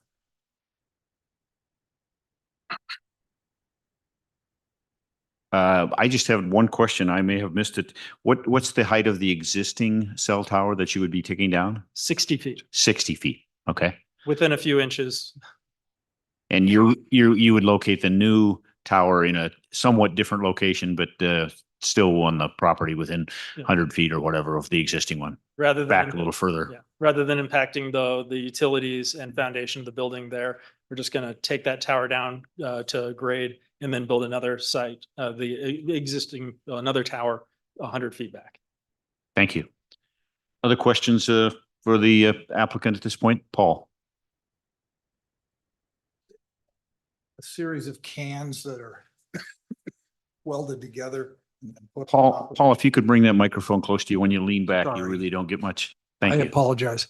Is the monopole a series of cans and then stacked, or is it a single piece? Do you The know? exhibit I provided with you is in the planning application. This is the design for the tower. It is a monolithic steel structure, so it's a single sheet that's enrolled and welded. So that will have all the gussets and everything. So it's a single piece when it's said and done. And that's, there's only 2 splices in the entire monopole. I believe so, yes. No, Just that's- for I'm for diff- transport. Yeah. And that would, so it's a pretty stiff, strong structure. You'll see there that it's designed to class 2 requirements, which is the wind load in this area. That's 120 mile an hour gusts, all seismic requirements. Foundation will match the geotech to make sure all engineering matches and exceeds the current requirement with a safety margin for future equipment. Perfect. Thank you. Hey, Paul, as an attorney, do you want me to help you interpret that?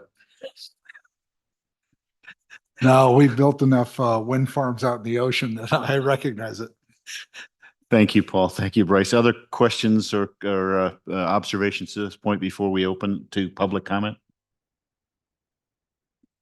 Seeing none, then we'll open it to public comment. Again, if you would come to the podium, print your name, state your name, and then you will have 3 minutes for your public comment.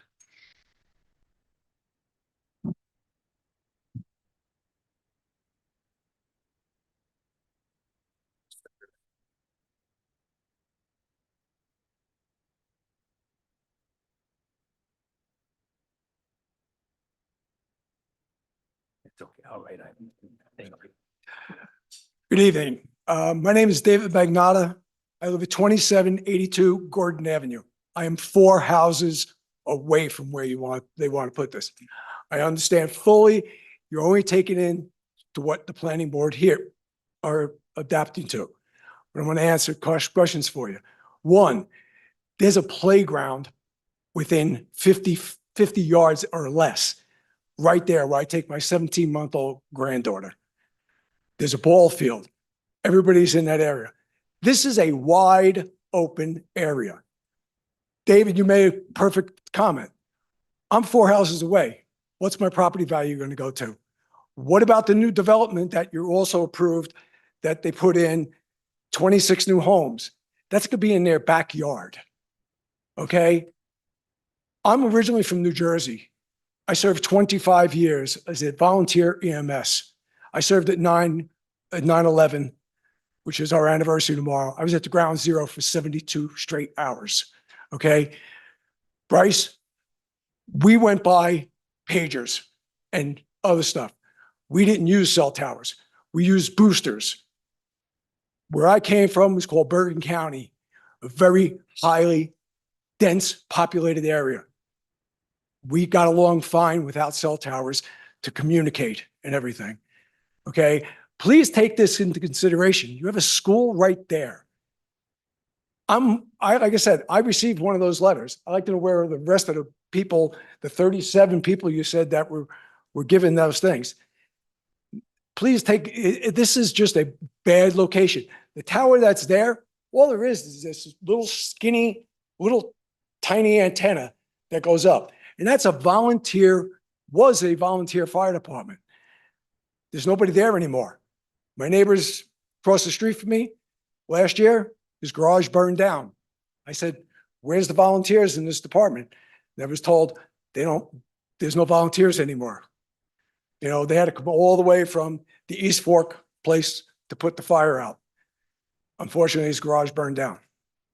You know, so that's my other thing. It's not a good location. I'm sorry. Thank you.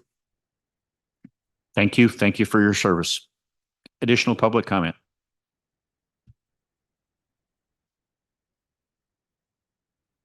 Back again. My name is Greg Rolson. For the record, I'm not a lawyer. I am not an RF engineer. My primary background was critical care medicine, and that's what I base a lot of my foundation on in my remarks. I do know this, that when the fire department and Verizon says this will enhance communication related to emergency medicine, I don't buy that argument at all. Not when you haven't produced information that's suggestive that there is a problem in the immediate situation. And I refer to you my comments earlier where I said, I don't see anything how this is going to improve department response times. I don't see anything that it's going to improve medical response times. I don't see anything where this was big for me in healthcare door to balloon times as it relates to heart attacks. The fire department is critical in that nature. I don't see where this is going to help that situation at all. And I do not see where it's going to enhance 911 calling. Paramedics use standardized protocols when they deliver healthcare. If there's an issue on the floor or in the field, they deal with it based on those standardized protocols. They don't need anything else when they're acting on their own accord. I know that your guys' main objective is difficult. I know this is a contentious issue, more than a contentious issue. Hell, it made me nervous just being here. But you're here and your main charter, again, is to protect public health, safety, and the general welfare of us. So in doing that, make your decisions based on those ordinances that you feel are valid in respect to, I go back to this being a structural issue that, in my opinion, the burden of proof hasn't been proven yet. And I can tell you, having my daughter's house right next to the fire that just took place, if for some reason this electrical system fails and there is a fire and there's a fire started out there, it's going to be tough to fight. So I'm very concerned about that as a citizen, and that I respectfully ask you guys to make a decision based on those ordinances alone. Thank you. Thank you. Additional public comment? Hi, my name is Susan Rolson. I've been an emergency room nurse for 45 years. I'm retired now. I worked in this valley and Carson Tahoe emergency room for 33 years. I agree with this gentleman here when he said we can do without. I was on duty one day. We had a patient come in, sweaty, diaphoretic, in the middle of a heart attack. We had no doctor, no communication. We had opened early. We knew exactly what to do. Why? Because of standard of care. The paramedics know what to do. The RNs know what to do. We can do it without a physician if we have to. It's better to have that physician there. So the two nurses that were on duty that day, we stepped up forward, looked at each other, and we said, let's go.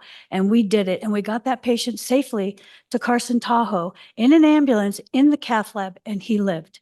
So, you know, we have all had to deal with poor communication.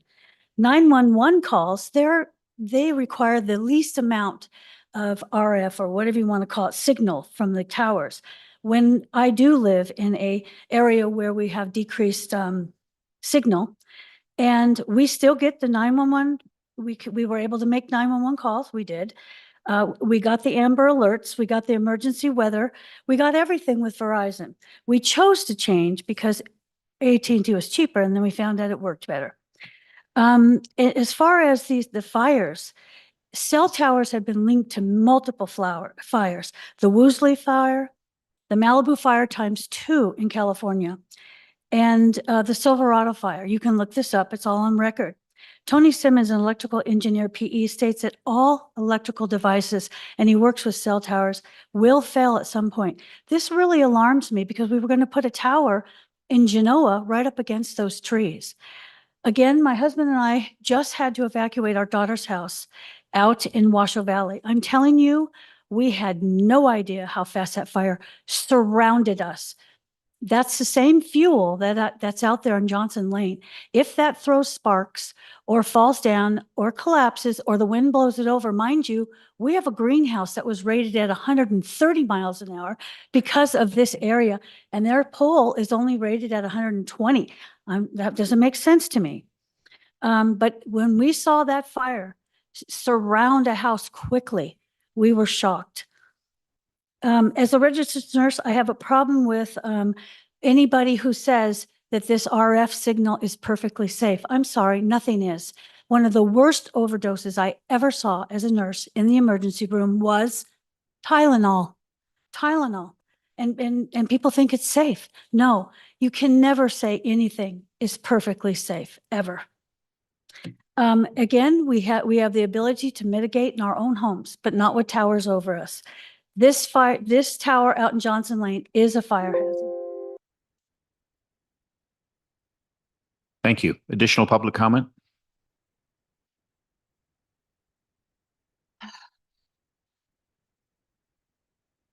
Hi, my name is Katrina French. I have an acre out in Johnson Lane off of Stephanie. This proposed tower station 6 is a fire hazard. We have sagebrush out there, mountains, livestock, chickens, a beautiful acre that we bought 14 years ago and actually purified it. It was a dump. So we have a lot of blood, sweat, and tears out there as well as Station 14. This is a little bit different because businesses aren't surrounding it, just a elementary school, 300 feet away from the proposed cell tower. In order to get a electrical fire out, you have to cut lines. That takes a while. Johnson Lane is also a flood zone. And our property value will go down quite a bit. And I'm just asking that you please deny the application based for our group, Minden, for safety technology. We're fighting hard every day. Not everybody can be here and stand here or be in this room for hours like we all have. People have to work and make a living. My husband's 71 and still working hard to keep the wolf off the back door. I've been a stay-at-home mom for 33 years. Yes, we do own 2 properties, but that's not without a lot of blood, sweat, and tears. Okay? And I work hard at keeping my husband healthy so he can still go to work. I've raised 2 kids in this town. I know you guys really probably don't care about that. We're here to preserve our county, our town. Johnson Lane, guess what? It was reported in the newspaper many years ago that it is the most desirable place to live because people are happy out there. Why are people happy? Because it's rural. You can have chickens, you can have horses, you can ride your horse down Stephanie and not have a problem with it. So I hope that you'll take that into consideration. Thank you. Thank you. Additional public comment? Casey Rogers for the record. Again, I won't beat a dead horse because everything they said is about the same thing I would say. The only thing I want to remind you is that the Carson Range of Mountains is the way my front porch faces, and that pole will be directly in front of my home. I can see the old pole already. When I bought my house, nobody told me there was a cell tower there, probably because it wasn't working. If it was, I would have never purchased my home. If I go to sell my home, 20% less than what the value is going to be because there's an 80-foot monopole, right, 2 streets up, and blocking the Carson Range view of mountains. Who wants to buy a front porch looking house when there's no view to look at except for a cell tower? That's no fun. I did not purchase my home for that. So please take those things in consideration, that it is going to be visually obtrusive and aesthetically displeasing, and keep my home at the value it's supposed to. I appreciate it. Thank you. Additional public comment? Good afternoon or evening. My name is Bill Cerrito. I'm a licensed contractor, licensed engineering contractor, and a contractor for Department of Homeland Security under FEMA. Again, you received the engineer reports. Our civil engineers stated in a separate document that Station 6 on Stephanie Lane, that he would not recommend the application for approval for any city jurisdiction in the United States. He also provided a wind load information in that report. So we all know about our wind loads in this area, and sometimes they do exceed 120 miles an hour. So that needs to be addressed. The electrical engineer said something similar, stated he was not able to find at Station 6 that Verizon is in compliance with the electrical specifications with the 2017 NEC. Verizon hasn't presented a burden of proving compliance in advance of any decision, and it has not.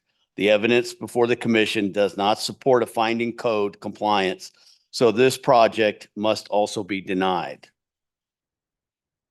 Mr. Walder, you asked a great question in the last meeting that we had about why isn't any of the fire department here to argue for this tower if they find that they need it. And the answer to that is there is no need. We've argued this for 5 months with the Minden Town Board, and one time firemen showed up And the only thing that he said was this would improve our response times. Well, I've witnessed firsthand, the response times are great. They're amazing. And back when Station 14 was a volunteer fire department, if you remember that, they responded to a couple different incidents when nobody else did. And one of the reasons why the county made them sworn firemen. For the same reason you denied the other tower is the same reason that you should deny this one. These are aesthetically disgusting. They block our beautiful view of this mountain range that we have here. Minden is a historic rustic town, and it's not San Diego. It's not Los Angeles. These things don't belong in our town next to our schools. This tower is approximately 375 feet from Pinion Elementary School, and they may have to change their evacuation plans, which I don't know if they can or not. They don't belong here. Genoa killed it. We need to stop it here. It doesn't belong here. And in closing, I want to say that, and all due respect to Verizon and Chris, and we talked, and I would provide, and this offer still stands, provide my engineering services to you to find a more suitable location. We're not saying you can't have a tower. We're just saying you can't have it in these neighborhoods. Thank you for your time. Thank you. Additional public comment? Hi, my name is Rhiannon Camper. I am here in opposition of the cell tower at East Fork Station 6. I am directly affected by this tower as it sits in the middle of my neighborhood. I am asking that you deny this tower for the same reasons you denied the tower at Station 14. This doesn't mean that I am against 5G and the advancement of communications. I'm simply asking that you find another location that is out of view and out of the middle of our neighborhood. With all the open land available in this beautiful valley, I do not see any reason why a less obtrusive location can't be found. These towers are very ugly, even when they try to hide them, and it does not go with the aesthetics of our neighborhood, as 80 feet will be the tallest structure, high above all the roof lines. To the side of the fire station is a community being built with homes starting at $1 million. Is that the kind of view you get these days for $1 million? At one of the board meetings, Chris Hatch mentioned the tower's reach beyond 8 miles. Verizon has a tower already in Johnson Lane, and placing a tower at this proposed location would create redundant coverage, as these two towers would only be a few miles apart. Other locations were evaluated, like BLM, the water tower, which is high above any obstructions and far away from sight, and the NV Energy plant, also away from sight. These locations would not be in our view, while still hitting the gaps, because it would be within the 8 miles that they said the towers reach. Furthermore, the location that the sewer plant in town had not been evaluated and presented for alternative site because, as Chris said, it was actually a location that was on the master plan. How I understood that was that they have plans to come back with more applications. Please get clarification as to how many ugly towers they plan on installing in our beautiful valley. People move here for the gorgeous views, the small town feel, the friendly community, and a simpler life, not because we provide lightning speed internet and that requires ugly towers that take away from the nostalgia of our town. Have you been to Reno lately? Once you see these towers, you can't unsee them, and they're everywhere. And all for what? Faster connection and instant gratification. I have never had phone call problems until 5G was introduced and rolled out. Please do not allow this tower to go up in our neighborhood and find another location. I know we can't talk about health and safety because they can't provide the studies that haven't been done. However, I don't think we should be placing towers near children so they can be telecoms test subjects. I remember when smoking was good for you and no one died from cigarettes until they did. So just think about that. Thanks. Thank you. Additional public comment? Good afternoon, Planning Commission Board. Again, my name is Cindy Trigo. I'm part of the member group of the Safe Technology for Minden. Just a couple of quotes from letters off the Environmental Health Trust when they did some studies with real estate appraisers, brokers, and actually salespeople that have long tenures in the community, which you could attest to as well, Mr. Nelson. The the perception is a reality in the real estate business. The visual obstruction made by a cell tower would take away the peace and tranquility of the clients that move to this country area to achieve natural views and creates decreased property values. We ask that you please do not do the right thing and reject the proposal to build this 80-foot cell tower, which would dominate the skyline and take away from the majestic beauty that this area currently provides. Thank you for your time. Thank you. Is there additional public comment in the meeting room? Colleen, if you're still there, do we have anybody on the Zoom call that would like to make public comment? Thank you, Chairman Mulder. I am still here, and I do have W. Scott McCullough that would like to comment again. I'll move him in. Mr. McCullough? Yes, I am here. Thank you once again. Yeah, we don't really have any rules about, I hate to sound what's the right word? Discriminatory. We don't really have any rules about out of state or out of town people making public comments. So I'll let you go ahead, but can you please keep it within 3 minutes? We don't want to make this a habit or practice of allowing people from all corners of the world commenting on Douglas County, but go ahead. Thank you very much for the special dispensation, and I will. I'm very mindful of how the prior one went. I want to make just a couple of points. Property values. We do think that those are things that you need to consider within your findings. Finding A, B, G, and H. I think it's in there. With regard to alternatives, the Verizon representative said that cell splitting would not solve their problem, but I noticed she didn't mention cell sectoring. One of the things that does is allow you to extend the reach of your existing tower because of the use of directional antennas. So I think they need to take a look at that. Third, you've heard a lot about electrical and structural safety. I know that it is the tradition for that to be done during what many call the building process after a permit is issued. I'm not sure that that's really feasible, and this is going to come up again and again when you do wireless. The FCC shot clock only gives you a certain amount of time. Here, I think it's 150 days, which is about till December 15th, if my calculations are correct. If you approve this, and after all of that is done, then we're going to have to go into the design phase under this process. And if there is a contest over code compliance, electrical or structural, you're going to bump up against that deadline. I do this all over the country.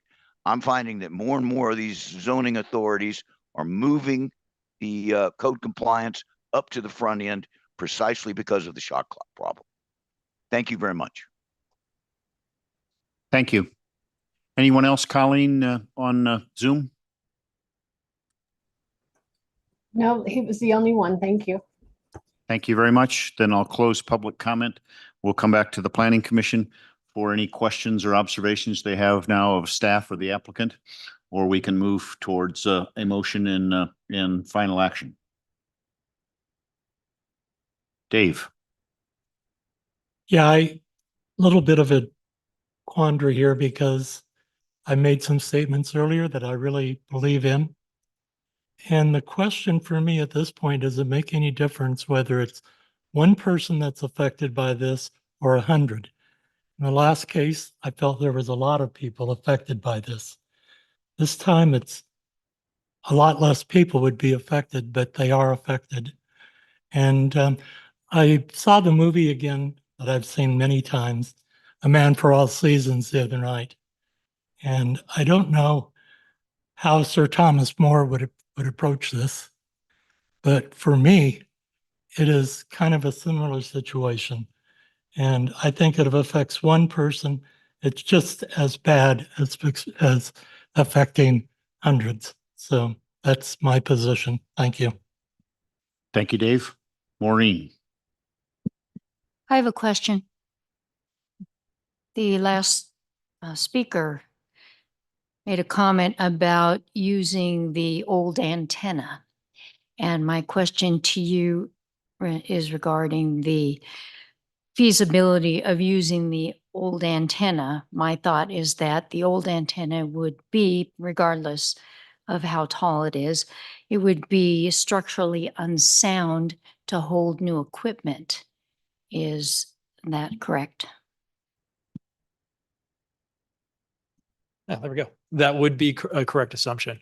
And I do worry there were two things that were addressed with using the old antenna or the tower that was there. That's not structurally viable in order to meet the conditions that are being put upon us by the county to make sure that it's rated for wind. I know there was some doubt over the 120 mile an hour being the rated wind conditions for this area, but that is what is in the code. And these are designed with a safety factor far beyond that. That's just the base design. This is not going over an 120 or 130 mile an hour wind. And then I believe there was also the discussion of sectoring the existing tower. That might have been some bleed over there. The tower is already sectorized. So that, again, it's been upgraded to its fullest extent. So the existing tower and upgrades to the existing tower in Johnson Lane, it's at a capacity. We've already shown that in our charts. Thank you, Maureen. Any other comments on this or questions on this particular agenda item? If we're ready to move to a motion, again, the findings are on page 217 to 219. They're the same findings that we had for the first agenda item, although the facts and the circumstances are different in this particular case. So if you are commenting and voting for or against the proposition, if you could keep those findings in mind. Mr. Chair, I'd Norman. like to make a motion. I would like to, my comment is, to me, this is a completely different item than the one we had before. This is an existing tower. And it's not in the center of an existing dense neighborhood.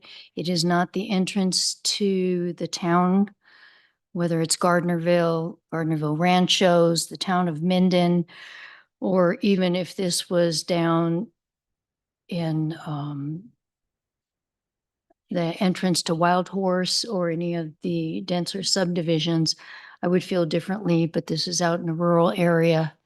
I feel it's a much safer area with regards to people. It's set back in the back end of the lot. It's a very rural area. I just have a whole different feel for this. I know we don't talk feelings, we talk facts, but sometimes I talk feelings. But anyway, I would, again, like to note that Douglas Economic Development, the FCC, started this rolling. And I believe that this meets all the findings. So I'd like to make a motion to approve the major design review application DP 24-0170 based upon the ability to make the required findings pursuant to 20.614.040A-H listed in the staff report. Is there a second to Maureen's Second motion of motion. approval? Second the motion. Paul seconds the motion. Any comments on the motion, Paul? I'm in And Dave? agreement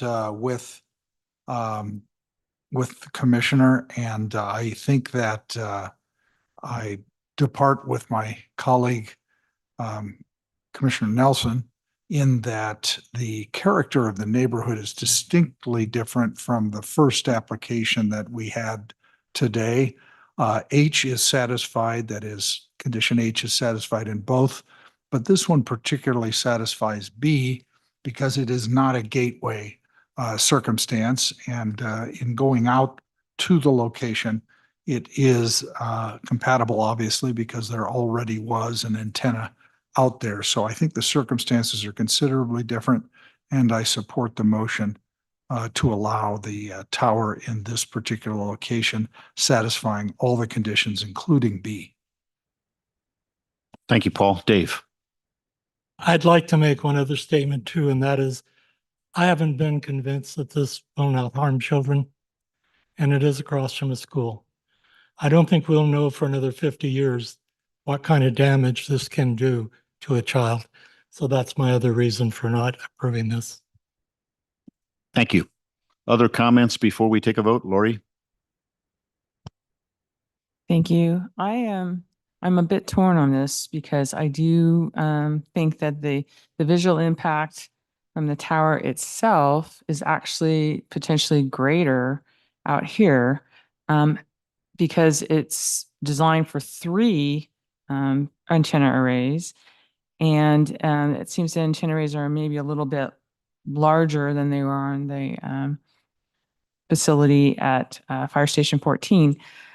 However, it is not the same at all with respect to the impact on the community as a whole. It is not in that very prominent location where it's very visible by everyone. I appreciate the impact it may have on a few people and their view shed. That's never a happy thought. However, I don't know that there's a better location that would not impact anyone. And the thought that there is already an existing pole there, which is highly visible, to me feels like a different situation. So I do believe that the findings for approval on this site can be met. Thank you, Lori. Bryce? Excuse me. Thank you, Mr. Chairman. I agree with my colleagues that I think this is a completely different situation than the one before. As I mentioned earlier, if I was sitting in the crowd, whether I've got feelings, excuse me, about the health benefits or what they are or what they aren't, I have no idea, and I'm not at liberty to weigh those today based upon the rule of law. So I have to look at this from a design review perspective. And I don't believe that this particular application is anywhere close to the one before in terms of that. And so I do believe it meets finding B. And whether I believe it meets finding H or not is irrelevant. And so because it meets all the findings, I'll be voting in support of it. Thank you, Bryce. Other comments? Mark? I too agree that this is a different situation. I drove around out there. It is a lot more rural. I am sorry that cell phone towers are not the prettiest things. I just hope that maybe Tom can help us revise the county code so that we could allow, water towers or other objects out there that might require more than just a monopole. But I will be voting for this. Thank you, Mark. Paul, additional comments? Yes, I think we do have the opportunity to look at that Title 20, and I think this, if I may impose, make a note by it so that the mandatory language with respect to the monopole is modified so that we can use all of the capabilities of the industry to make these stealth. And I think that would be very helpful for the community as a whole. Thank you. Thank you, Paul. If there's no other comments, then I think we can take this by voice vote. All those in favor of Maureen's motion to approve the major design review, say aye. Aye. All those opposed? Nay. So it's 6 votes in favor and Dave is voting against, and the motion is approved. And that concludes this agenda item. And we will now move to closing public comment. This time, public comment will be taken on those items that are within the jurisdiction and control of the Planning Commission, or those agenda items where public comment has not already been taken. Is there closing public comment here in the meeting room?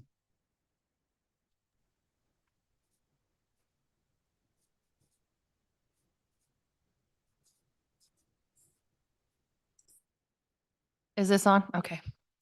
Casey Rogers for the record. I just wanted to thank you all for your vote on Station 14. I really appreciate it. I know that it's going to protect the children at Allie's daycare. I know that you guys don't know enough, and I know that you can't vote on health, but I really do appreciate you guys, your vote on that. And then I'm just gonna leave it at that. Thank you. Thank you. Additional public comment? Closing public comment? Colleen, anyone else on Zoom appear to have closing public comment? Thank you, Chairman Walder. We have no hands raised in Zoom. Thank you. If there are no other closing public comments, then I'll close public comment. I do want to thank the staff. Again, Linda, you and Tom have done an excellent job on this issue. It's been a long process, and we really appreciate your hard work and your dedication to the mission. Tanya, thank you very much. The clerk's office always does an excellent job. Colleen, thank you as well for manning the office in the Zoom call. AJ, excellent legal advice as always. So thank you very much. And we do thank the public who are still here for their participation. So thank you very much. And the meeting is adjourned. Recording stopped.